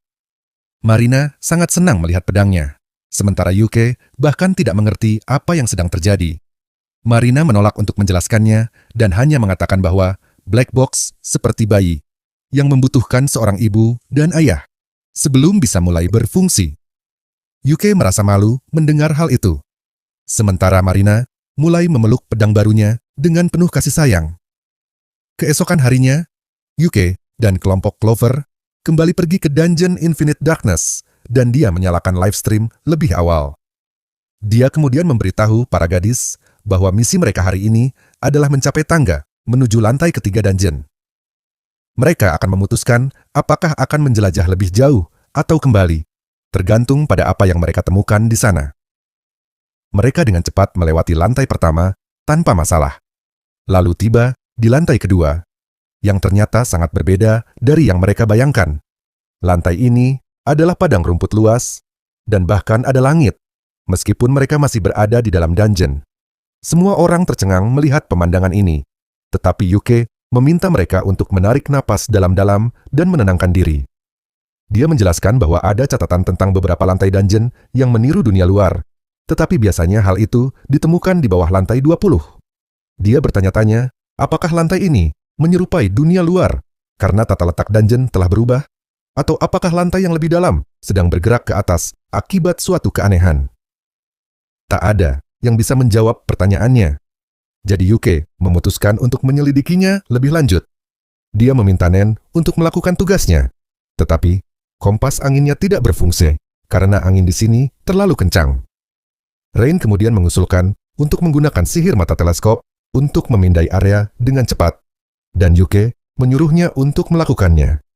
Gadis ini dengan santainya naik ke pundak Yuke dan dia mulai melemah di bawah tekanan pahanya yang tebal. Rain menggunakan sihirnya dan menemukan sebuah rumah di kejauhan sebelum matanya mulai lelah. Yuke memutuskan untuk memeriksa rumah itu, dan dalam perjalanan, dia menjelaskan kepada para gadis bahwa reruntuhan memang sering ditemukan di dalam dungeon, tetapi keberadaan rumah yang utuh adalah sesuatu yang sangat mencurigakan. Selain itu, dia merasa cemas tentang matahari di langit. Dia percaya bahwa itu adalah semacam artefak yang memberikan cahaya dan panas kepada mereka. Tetapi, jika artefak itu dirancang untuk bekerja seperti matahari sungguhan, maka kemungkinan besar ia akan terbenam saat malam tiba. Dia menduga bahwa ini mungkin merupakan salah satu mekanisme lantai dungeon dan menyarankan agar mereka bertindak sebelum matahari tenggelam. Mereka segera tiba di rumah tersebut, yang ternyata tampak seperti bangunan baru. Rain tidak bisa merasakan adanya mana dari rumah itu, tetapi Yuke menolak untuk percaya bahwa itu hanyalah rumah biasa. Tiba-tiba, pintu rumah terbuka, dan seorang wanita tua keluar sambil membawa nampan berisi teh dan pai labu.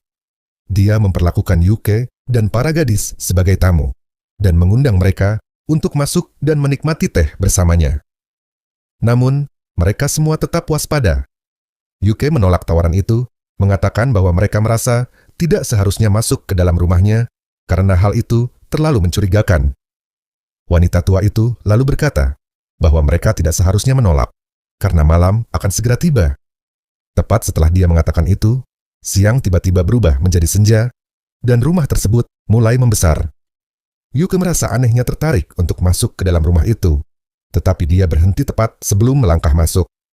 Saat itulah wanita tua tersebut mengungkapkan wujud aslinya, menjadi seorang god mommy yang misterius.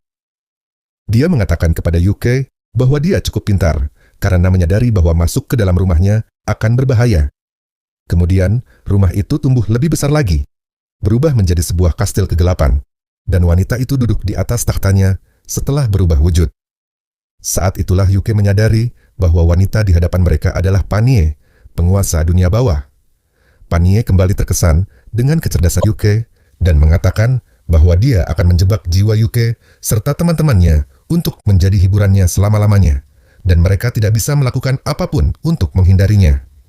Namun, secara tiba-tiba, Yuke berlutut dengan hormat di hadapannya, menyapanya dengan penuh kesopanan, dan berkata bahwa dia pasti akan bertemu dengannya lagi ketika waktunya tiba. Tetapi, bukan hari ini. Panie dengan enggan menerima kata-kata Yuke, tetapi dia menaruh tanda kutukan di tubuhnya agar Yuke selalu mengingat janjinya. Setelah itu, Yuke memberi perintah kepada para gadis untuk segera berlari kembali ke lantai pertama. Dia menggunakan sihir physical enchantment, memungkinkan mereka untuk mencapai safe zone sebelum kabut kegelapan dari kastil itu menangkap mereka. Yuke segera mengakhiri live stream, dan para gadis memberinya cermin, agar dia bisa melihat tanda kutukan di wajahnya. Rain memeriksanya, dan menyimpulkan bahwa kutukan itu berada jauh di luar kemampuannya. Yuke pun berkata bahwa begitu mereka sampai di rumah, dia akan segera pergi ke kuil untuk mencari cara mengatasinya. Mereka kemudian duduk untuk makan siang, dan Yuke menjelaskan kepada para gadis bahwa mereka baru saja berada di wilayah Panie yang disebut dalam mitos kuno. Mitos tersebut mengatakan bahwa di sana, siang hari terasa seperti dunia manusia yang penuh dengan kehidupan. Tetapi, ketika malam tiba, dunia itu berubah menjadi dunia bawah dan segalanya berbalik. Tiba-tiba, Yuke muncul dengan teori bahwa dunia bawah bisa ditemukan di dalam dungeon ini. Dia mengatakan bahwa penyebabnya pasti adalah Abyss Gate yang terletak di ujung dungeon. Menurutnya, gerbang itu menghubungkan berbagai dunia satu sama lain, dan Dungeon Infinite Darkness adalah dungeon istimewa yang dapat mereplikasi dunia-dunia tersebut di dalamnya. Dia yakin bahwa dunia Panie adalah salah satu dari dunia-dunia tersebut, tetapi misteri yang lebih besar adalah bagaimana sesuatu yang begitu berbahaya bisa muncul di lantai kedua dungeon. Tiba-tiba, UK muncul dengan teori lain yang menyatakan bahwa mungkin mereka sebenarnya tidak pergi ke lantai kedua, melainkan ke lantai ke-30, yang merupakan lantai terakhir yang pernah dijelajahi di dungeon ini. Para gadis tampak setuju dengannya, dan mereka menyatakan bahwa mungkin tangga di dungeon ini tidak bekerja secara berurutan, melainkan langsung melompati banyak lantai dan membawa mereka ke lantai yang acak. UK pun bertanya-tanya, apakah mereka sebaiknya langsung menggunakan Scroll of Exit untuk berteleportasi keluar? Tetapi para gadis menyarankan agar mereka memulihkan tenaga terlebih dahulu dan mencoba mencapai lantai di atas mereka sebelum mengambil langkah drastis. UK mendengarkan saran mereka, dan akhirnya semua orang pergi tidur. Keesokan paginya, UK terbangun karena mendengar suara Simon dan menyadari bahwa dirinya dalam keadaan terikat.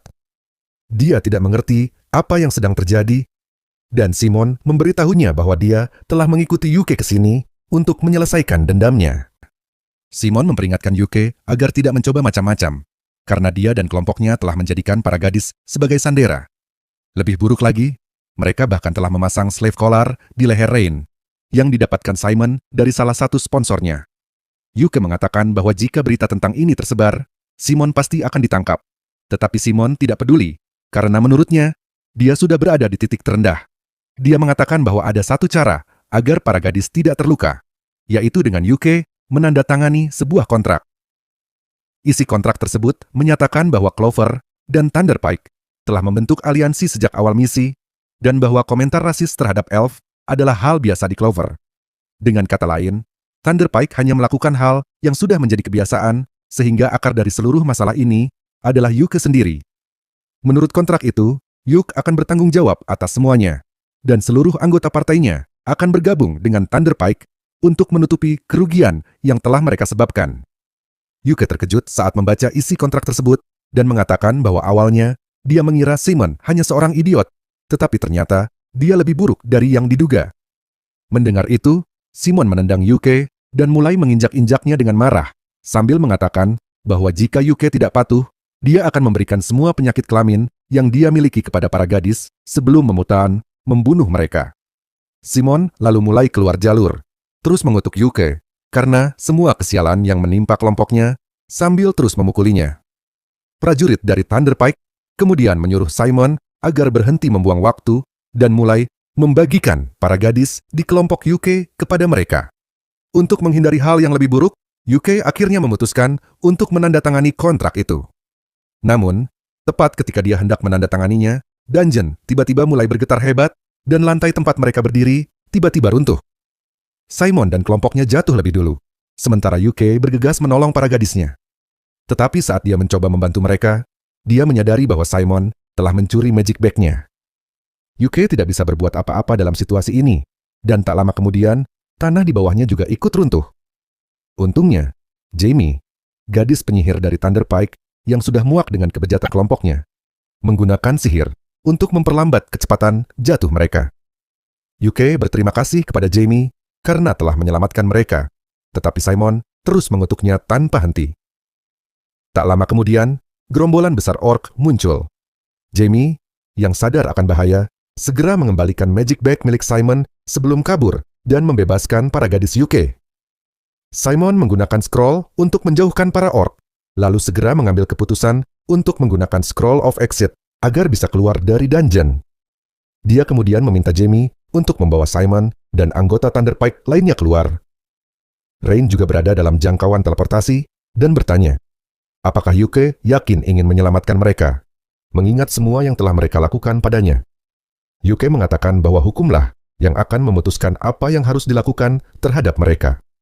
Namun, Simon memiliki rencana lain. Dia tiba-tiba menangkap Rain sebagai sandera dan memberitahu Yuke bahwa jika dia ingin melihat gadis itu selamat, dia harus menyelamatkannya terlebih dahulu.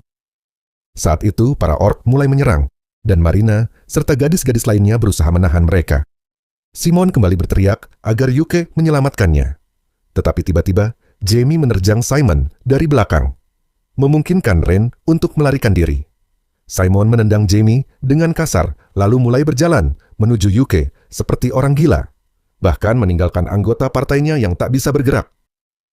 Melihat hal ini, Jamie menembakkan magic bullet ke lutut Simon untuk menghentikannya sebelum dia bisa melukai Yuke lebih jauh. Yuke meminta Jamie untuk ikut bersamanya sekarang, tetapi dia menolak, memilih untuk menerima nasibnya bersama mantan partinya. Simon, yang putus asa, mencoba menggunakan slave collar untuk memaksa Rain mematuhinya.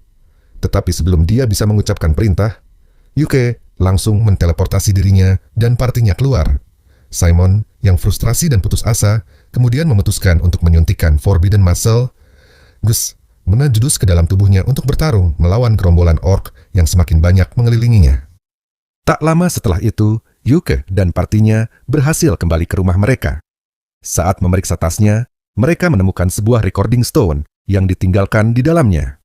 Ketika mereka memutarnya, terdengar suara Jamie yang menyampaikan pesan kepada Yuke. Dalam rekaman itu, Jamie meminta maaf atas segala hal yang telah dia lakukan.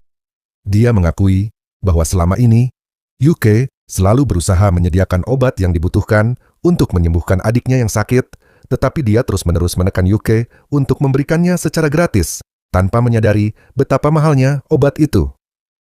Dia merasa dirinya sangat menyedihkan dan mengatakan bahwa dia baru menyadari betapa berharganya Yuke setelah dia pergi meninggalkan partinya.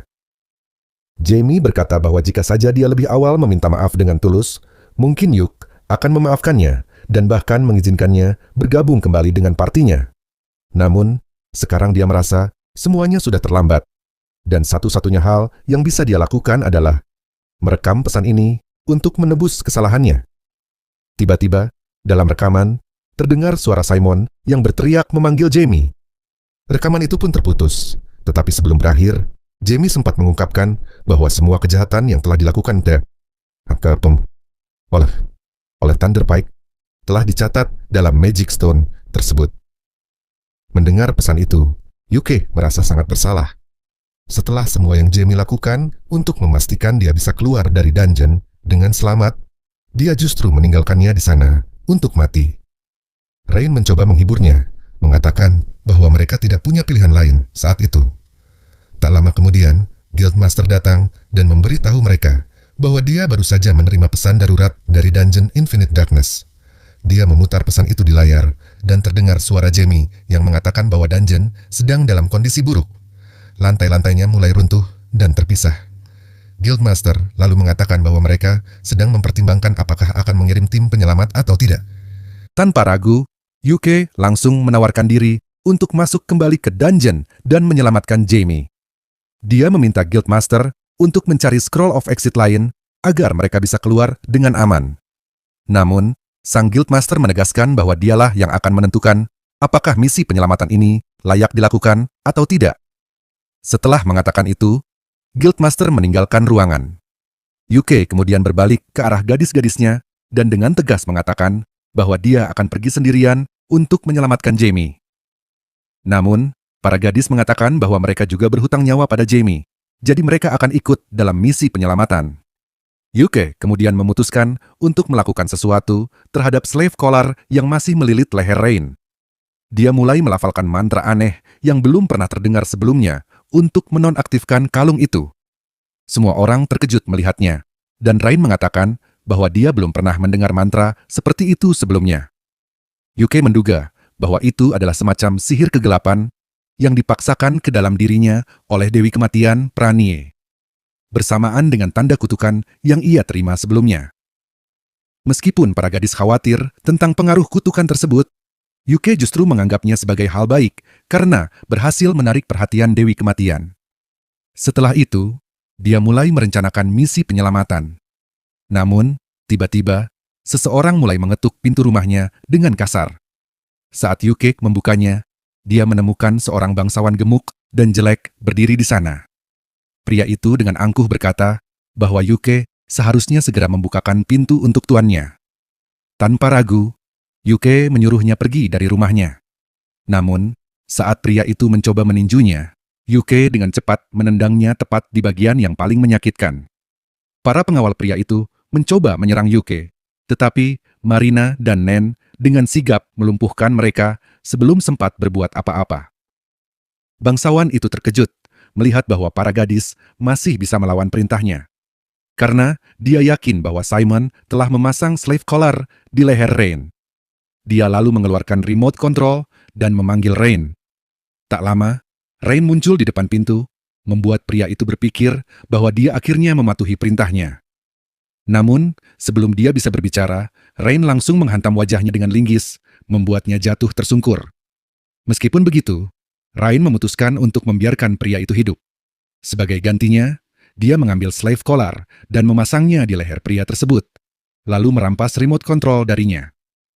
Dengan suara dingin, Rain memperingatkan pria itu bahwa jika dia mencoba mendekatinya lagi, dia akan mati dengan cara yang paling menyakitkan dan memalukan yang bisa dibayangkan. Bangsawan itu mencoba membela diri, tetapi Rain hanya diam sambil berdiri di samping Yuke dan menggenggam tangannya, lalu berkata bahwa mulai sekarang, dia hanya milik Yuke. Yuke terkejut mendengar pernyataan itu, tetapi dia memutuskan untuk memastikan bahwa pria gemuk itu tidak akan pernah bisa mendekati Rain lagi. Dia mendekatinya dan menggunakan sihir kegelapan yang akan membuat darah pria itu mendidih sampai mati jika dia berani mendekati Rain lagi. Pria itu panik dan ketakutan mendengar ancaman itu. Setelah itu Yuke meminta Marina dan yang lainnya untuk menyerahkannya kepada penjaga kota. Kemudian, pada malam hari, Yuke dan para gadis telah menyelesaikan semua persiapan untuk kembali ke dungeon.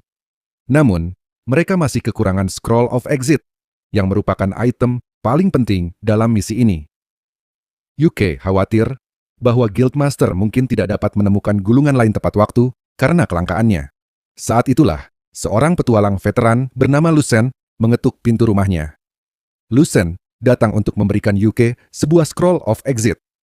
Karena dia percaya bahwa menyelamatkan teman dari bahaya adalah salah satu tugas terpenting seorang petualang. Dengan Scroll of Exit di dalam tasnya, Yuke memutuskan untuk kembali memasuki dungeon, meskipun Guildmaster memperingatkannya bahwa dungeon tersebut akan segera disegel atas perintah kerajaan, dan dia akan dihukum jika nekat memasukinya. Orang tua itu bertanya, apakah Yuke bahkan tahu bagaimana cara menemukan Jimmy di dalam sana? Yuke kemudian menjelaskan teorinya bahwa tangga di dungeon ini mengarah ke dunia yang berbeda, yang dipengaruhi oleh pikiran bawah sadar para petualang. Guildmaster dan resepsionis mengenang masa kejayaan mereka saat mereka pernah menjelajahi dungeon ini, dan teori Yuke masuk akal bagi mereka. Mereka memberi Yuke restu untuk misinya, dan Yuke hanya meminta mereka untuk mulai mempersiapkan pesta penyambutan. Dengan itu, Yuke dan timnya memasuki Infinite Darkness, dan mereka segera bertemu dengan beberapa monster. Dengan Yuke memberikan dukungan sihir, para gadis berhasil mengalahkan monster dengan cepat dan mencapai zona aman. Saat mereka menuruni tangga, Yuke terus memikirkan tentang menyelamatkan Jimmy. Triknya berhasil, karena lantai kedua dungeon ternyata adalah salinan kota mereka yang telah hancur parah. Nen menemukan jejak darah, dan mereka segera mengikutinya dengan harapan bahwa Jimmy masih hidup. Mereka akhirnya menemukannya dalam keadaan tak sadarkan diri di dekat apartemennya. Namun, yang mengejutkan mereka, Simon tiba-tiba muncul dan mengatakan bahwa dia memang sedang mencari Yuke. Yuke tidak percaya bahwa Simon masih hidup, tetapi Silk segera memberitahu bahwa sebenarnya Simon sudah mati. Dia bisa merasakan mana gelap dan terdistorsi yang keluar dari tubuhnya, mirip dengan yang dia rasakan dari Shadow Stalker sebelumnya. Dia yakin bahwa Simon telah menjadi zombie. Yuke akhirnya menyadari bahwa bangsawan gemuk itu pasti telah memberikan Simon sebuah artefak kuat yang bisa mengubahnya menjadi zombie, sehingga dia bisa terus bertarung bahkan setelah kematiannya. Simon menatap Yuke dengan penuh kebencian dan bersumpah akan membalas dendam atas semuanya. Dia lalu melepaskan gelombang energi kegelapan yang kuat, dan Marina langsung menyerang tanpa ragu. Yuke dengan cepat memberikan buff padanya, dan dia berhasil menebas lengan Simon sebelum mundur. Namun, serangan itu sia-sia, karena Simon langsung menumbuhkan kembali lengannya dalam sekejap. Simon kemudian melepaskan ledakan energi kegelapan ke arah Yuke. Dengan sigap, Yuke menggunakan scroll untuk menciptakan perisai suci guna menahan serangan itu. Simon segera menerjangnya untuk pertarungan jarak dekat, tetapi Yuke berhasil menghindar dan mencoba menjebaknya. Sayangnya, itu tidak berhasil. Sementara itu, Silk dan Rain menggunakan sihir mereka untuk mengurung Simon, tetapi dia dengan mudah menghancurkannya menggunakan sihir kegelapannya. Yuke akhirnya memutuskan untuk menyerang Simon secara langsung. Sementara itu, Simon terus berteriak bahwa dia akan membunuh Yuke dan menghancurkan semua yang ia cintai. Yuke terus menebas Simon berkali-kali, tetapi Simon bisa sembuh dari semua luka dalam sekejap. Yuke kemudian mundur beberapa langkah dan memutuskan untuk menggunakan Prismatic Missile, mantra spesial miliknya, untuk menyerang Simon. Simon menerima serangan itu secara langsung tanpa gentar. Dia yakin bahwa tubuhnya yang abadi tidak akan bisa dihancurkan. Namun, itulah yang memang diinginkan Yuke. Tiba-tiba, tubuh Simon mulai meledak di berbagai tempat, dan dari setiap ledakan, dia terus tumbuh tanpa kendali. Dia berubah menjadi gumpalan daging yang terus membesar dan tidak memahami apa yang terjadi padanya.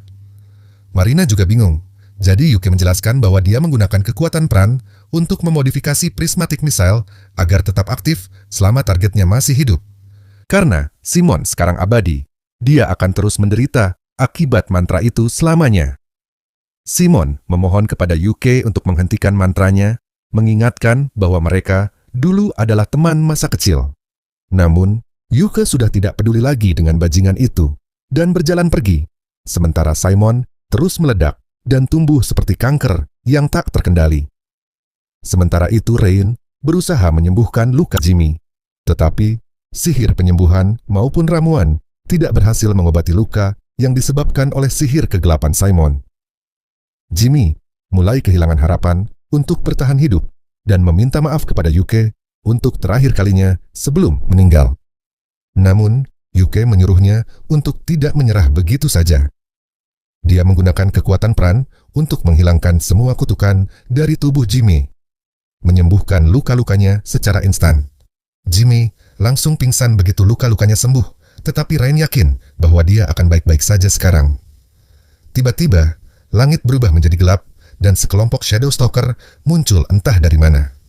Mereka mulai mencabik-cabik Simon yang terus menjerit kesakitan sementara tubuhnya terus berkembang secara tidak wajar. Yuke mengucapkan selamat tinggal kepada orang yang dulu pernah menjadi temannya dan menggunakan Scroll of Exit untuk meninggalkan dungeon, membiarkan Simon menderita di sana selamanya. 1 minggu setelah kejadian itu, Guildmaster memanggil Yuke dan Jimmy untuk mengumumkan hukuman mereka. Hukuman bagi Yuke dan timnya hanyalah pengurangan skor serta larangan mengikuti pekerjaan petualangan selama 1 bulan. Sementara itu Jimmy dihukum dengan pencabutan lisensi petualangnya selama 1 tahun. Keduanya tidak percaya bahwa hukuman mereka seringan itu, tetapi Guildmaster yang sudah tua itu menyuruh mereka untuk tidak memikirkannya terlalu dalam. Setelah meninggalkan Guild, Jimmy masih tidak bisa berhenti meminta maaf kepada Yuke atas semua yang dilakukan Thunderpike padanya. Dia merasa hina karena telah memanfaatkan kebaikan Yuke selama ini dan ingin berubah. Namun, Yuke mengatakan bahwa dia sudah cukup banyak berubah. Jimmy mulai menyukai Yuke dan mengucapkan terima kasih dengan senyuman cerah sebelum mereka berdua pulang ke rumah masing-masing. Beberapa hari kemudian, Yuke mengunjungi resepsionis Guild untuk menjadikan Nen sebagai anggota tetap tim Clover. Resepsionis itu senang mendengar hal tersebut dan mengatakan bahwa dia akan segera mengurus administrasinya. Yuke menyarankan agar dia bertanya kepada Nen terlebih dahulu, tetapi wanita itu sudah tahu apa yang dia lakukan. Dia membuka pintu ruangan, dan ternyata Nen yang sedang menguping langsung jatuh ke lantai. Resepsionis itu memarahi Catgirl tersebut, tetapi Yuke mengatakan bahwa tidak apa-apa. Dia kemudian bertanya kepada Nen, apakah dia ingin bergabung dengan timnya, dan Nen dengan senang hati menerima tawaran itu. Tiba-tiba, resepsionis itu memeluk Nen karena sebagai mentornya, dia sangat senang melihatnya bergabung dengan tim yang luar biasa. Setelah momen mengharukan itu berlalu, Yuke meninggalkan ruangan bersama Nen, yang kemudian menyerahkan sebuah surat dari Silk kepadanya. Saat membuka surat itu, Yuke mengatakan bahwa mereka sebaiknya mengecek keadaan Jimmy sebelum pulang. Nen pun mengikutinya tanpa berkata apa-apa. Saat ini, Jimmy telah menjadi seorang pustakawan dan menggunakan sihirnya untuk menata buku-buku di rak tinggi. Yuke dan Nen memasuki ruangan dan mulai mengobrol santai. Yuke memberitahu Jimmy bahwa ruangan ini dulunya milik Guildmaster, tetapi dia tidak bisa merawatnya setelah membawa terlalu banyak buku berbeda ke dalamnya. Jimmy menghela napas dan mengatakan bahwa akan butuh waktu 1 minggu baginya untuk merapikan semua buku dan catatan di ruangan itu. Nen sangat terkesan, karena dia sendiri membutuhkan 1 tahun untuk melakukan hal yang sama. Jimmy terkejut mendengar itu, tetapi kemudian dia tersenyum dan berterima kasih kepada Yuke karena telah membantunya mendapatkan pekerjaan di guild. Dia juga mengucapkan terima kasih karena telah menyediakan obat untuk adiknya. Lalu, dia bertanya, apakah Yuke membutuhkan sesuatu darinya. Yuke menjelaskan bahwa sebenarnya Silk yang ingin berbicara dengannya dan memintanya untuk mampir ke rumah mereka saat dia pulang nanti. Namun, dia sama sekali tidak tahu tentang topik itu. Bagaimanapun, Jimmy hampir selesai dengan pekerjaannya hari itu, jadi dia ikut bersama Yuke dan Nen saat mereka pulang ke rumah. Mereka mulai berbicara tentang cuaca seperti orang-orang membosankan, dan Nen mengatakan bahwa dia sama sekali tidak menyukai musim dingin. Yuke memberitahu mereka bahwa kampung halamannya selalu tertutup, salju saat musim dingin, lalu mulai mengenang saat-saat menyenangkan yang dia habiskan bersama Simon saat masih kecil. Dia mulai merasa sedih karena mengingat itu, tetapi para gadis segera menyadari apa yang dia pikirkan dan membantunya keluar dari lamunannya. Tak lama kemudian, mereka sampai di rumah, dan Yuke menyuruh para gadis untuk masuk lebih dulu. Mereka terkejut dan curiga dengan tindakannya, tetapi tetap mematuhi. Saat mereka membuka pintu, Silk dan yang lainnya langsung meledakkan party popper untuk menyambut Nen dan Jimmy sebagai anggota baru Clover Party. Keduanya benar-benar terkejut, tetapi itulah rencana yang telah Yuke dan para gadis susun untuk mereka. Jimmy kesal karena ditipu, tetapi Nen sangat senang dengan kejutan itu. Dia merasa bahagia karena akhirnya menjadi anggota resmi Clover dan para gadis langsung menariknya masuk. Namun, Jimmy tetap berdiri di ambang pintu dengan kepala tertunduk. Yuke bertanya apakah dia tidak ingin bergabung dengan mereka. Dengan penuh emosi, Jimmy menjawab bahwa setelah semua yang dia lakukan pada Yuke, dia tidak pantas menjadi bagian dari timnya. Silk dan yang lain kembali ke pintu setelah mendengar itu dan mengatakan kepada Jimmy bahwa sekarang dia adalah bagian dari mereka. Mereka mengingatkannya bahwa dia telah menyelamatkan hidup mereka, jadi semuanya sudah impas. Selain itu, mereka yakin akan mendapat banyak manfaat dengan adanya 1 anggota tambahan di tim. Jimmy tersentuh sampai menangis mendengar kata-kata mereka. Dan dengan itu, pesta penyambutan pun dimulai. Yuke mengangkat gelasnya untuk bersulang, tetapi Marina tiba-tiba menyelanya. Dia mengatakan bahwa mereka sekarang berjumlah 6 orang. Dan dia belum pernah mendengar tentang semanggi berdaun 6 sebelumnya. Rain juga tidak tahu, tetapi Jimmy tahu. Dia menjelaskan bahwa dalam bahasa bunga, semanggi berdaun 6 melambangkan kejayaan. Yuke senang mendengar bahwa nama tim mereka masih masuk akal, lalu bersulang untuk masa depan mereka.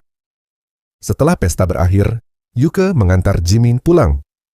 Di perjalanan, mereka mulai berbicara tentang masa lalu. Yuke mengatakan bahwa ketika dia pertama kali datang ke kota, dia sangat mengagumi Jimmy, karena dia hanyalah anak desa, sementara Jimmy memiliki aura gadis kota. Jimmy juga teringat bagaimana Yuke dulu tidak tahu apa-apa tentang kehidupan di kota. Untuk menyembunyikan rasa malunya, Yuke mengatakan bahwa Simon pun sama sepertinya dulu. Namun, menyebut nama Simon langsung membuat suasana menjadi suram sangat cepat. Untuk menghindari kesedihan, mereka mengalihkan pembicaraan ke misi pertama mereka sebagai parti petualang. Yuke mengakui bahwa meskipun hidupnya tidak berjalan baik, dia masih bersenang-senang bersama Thunderpike. Kemudian, dia mengatakan bahwa mungkin itu salahnya jika Thunderpike akhirnya hancur total. Namun, Jimmy tidak setuju. Yuke mengatakan bahwa segalanya mungkin akan berbeda jika dia berani menghadapi anggota parti lain lebih awal. Tetapi Jimmy berpikir bahwa mereka tidak akan menyadari betapa berharganya Yuke saat itu. Dan pada akhirnya, dia tetap akan pergi meninggalkan mereka. Jimmy lalu menggenggam tangan Yuke dan mengatakan bahwa itu bukan kesalahannya. Dia berjanji bahwa setelah larangannya dicabut dan dia bisa menjadi petualang lagi, dia akan membayar semua kebaikan Yuke. Setelah mengantarnya pulang, Yuke kembali ke rumah dan menemukan Rain sedang mencuci piring sendirian. Rain mengatakan bahwa Nen sangat bersemangat untuk segera memindahkan barang-barangnya hari itu juga. Jadi dia meminta Marina dan Silk untuk membantunya. Rain sendiri harus tinggal di rumah karena kalah dalam shoot batu gunting kertas, sehingga dia sekarang harus mencuci piring sendirian. Yuke mulai membantunya, dan Rain tampak senang bisa bekerja bersama. Dia kemudian berkata, "Kita terlihat seperti pasangan pengantin baru," sambil tersenyum. Pernyataan itu langsung membuat Yuke terkejut. Melihat reaksinya, Rain mulai cemberut dan bertanya, kenapa dia begitu kaget. Dia lalu meminta Yuke untuk jujur tentang perasaannya. Tiba-tiba, Yuke menggenggam tangan Rain. Mereka berdua langsung memerah. Dan dengan suara pelan, Yuke berkata bahwa dia tidak yakin. Setelah saling menatap untuk beberapa saat, Rain tiba-tiba mencium pipi Yuke. Dia mengatakan bahwa itulah perasaannya. Lalu meminta Yuke untuk memberikan jawabannya nanti. Yuke benar-benar gugup dan panik sekarang. Namun sebelum dia bisa bereaksi, Nen dan yang lainnya tiba-tiba kembali. Mereka memanggil Yuke untuk membantu mereka mengangkat barang-barang berat. Tanpa pikir panjang, Yuke langsung kabur dengan wajah masih merah padam. 1 bulan kemudian, suspensi Party Clover akhirnya dicabut. Yuke mengunjungi gedung guild untuk mencari informasi tentang quest yang tersedia. Saat itu, resepsionis guild memiliki informasi orang dalam untuknya. Dia memberitahu Yuke bahwa dungeon baru telah ditemukan baru-baru ini. Yuke terkejut mendengar kabar itu, karena dungeon terakhir ditemukan 10 tahun yang lalu. Resepsionis menjelaskan lokasi dungeon tersebut dan mengatakan bahwa itu bisa menjadi tempat yang sempurna untuk comeback livestream Party Clover. Yuke mulai mempertimbangkan ide itu. Namun, resepsionis kemudian menambahkan sesuatu yang lebih mengejutkan. Para cendekiawan kerajaan percaya bahwa anomali yang terjadi pada dungeon lain disebabkan oleh kemunculan dungeon baru ini. Karena Party Clover telah melakukan pekerjaan luar biasa dalam menyelidiki dungeon Infinite Darkness, para cendekiawan ingin mereka menyelidiki dungeon baru ini juga. Bahkan, kerajaan telah mengeluarkan permintaan misi resmi untuk mereka. Yuke terkejut sekaligus bersemangat mengetahui bahwa kerajaan memberikan kesempatan besar lagi kepada timnya. Namun, dia tidak bisa langsung menerima misi itu tanpa berkonsultasi dengan anggota timnya lebih dulu. Setelah kembali ke rumah, Yuke ingin berbagi informasi dengan para gadis. Namun, dia hanya menemukan Marina yang sedang melakukan perawatan senjata. Sementara itu, Rain, Silk, dan Nen sedang sibuk di tempat lain. Yuke memutuskan untuk menyampaikan informasi itu saat makan malam. Marina mengatakan bahwa dia akan pergi ke guild sebentar karena Jimmy ingin berbagi sesuatu yang menarik dengannya. Tepat setelah Marina pergi, Rain keluar dari kamar mandi dengan rambut masih basah menetes. Dia meminta Yuke untuk mengeringkan rambutnya. Yuke menuruti permintaan itu, mengeringkan rambut Rain dengan lembut. Setelah selesai, Rain berencana untuk tidur siang dan mengundang Yuke untuk tidur bersamanya. Namun, Yuke terlalu penakut untuk langsung menerima tawaran itu. Saat itu juga, Silk datang membawa 2 cangkir kopi untuk mereka. Saat mereka duduk bersama menikmati kopi, Yuke memutuskan untuk berbagi informasi tentang misi baru ini kepada Silk lebih dulu. Karena, di antara semua anggota party, Silk adalah yang paling bertanggung jawab. Seperti yang diduga, Silk juga sangat bersemangat mendengar kabar tentang dungeon baru. Dia bertanya, apakah Yuke memiliki rincian lebih lanjut tentang misi tersebut. Namun, Yuke menyadari bahwa dia lupa menanyakan detailnya. Jadi, dia memutuskan untuk kembali ke guild. Sebelum dia pergi, Silk memintanya untuk mampir ke guild dan mengundang Jimmy serta adiknya ke pesta perayaan mereka. Yuke mengatakan bahwa dia akan melakukannya.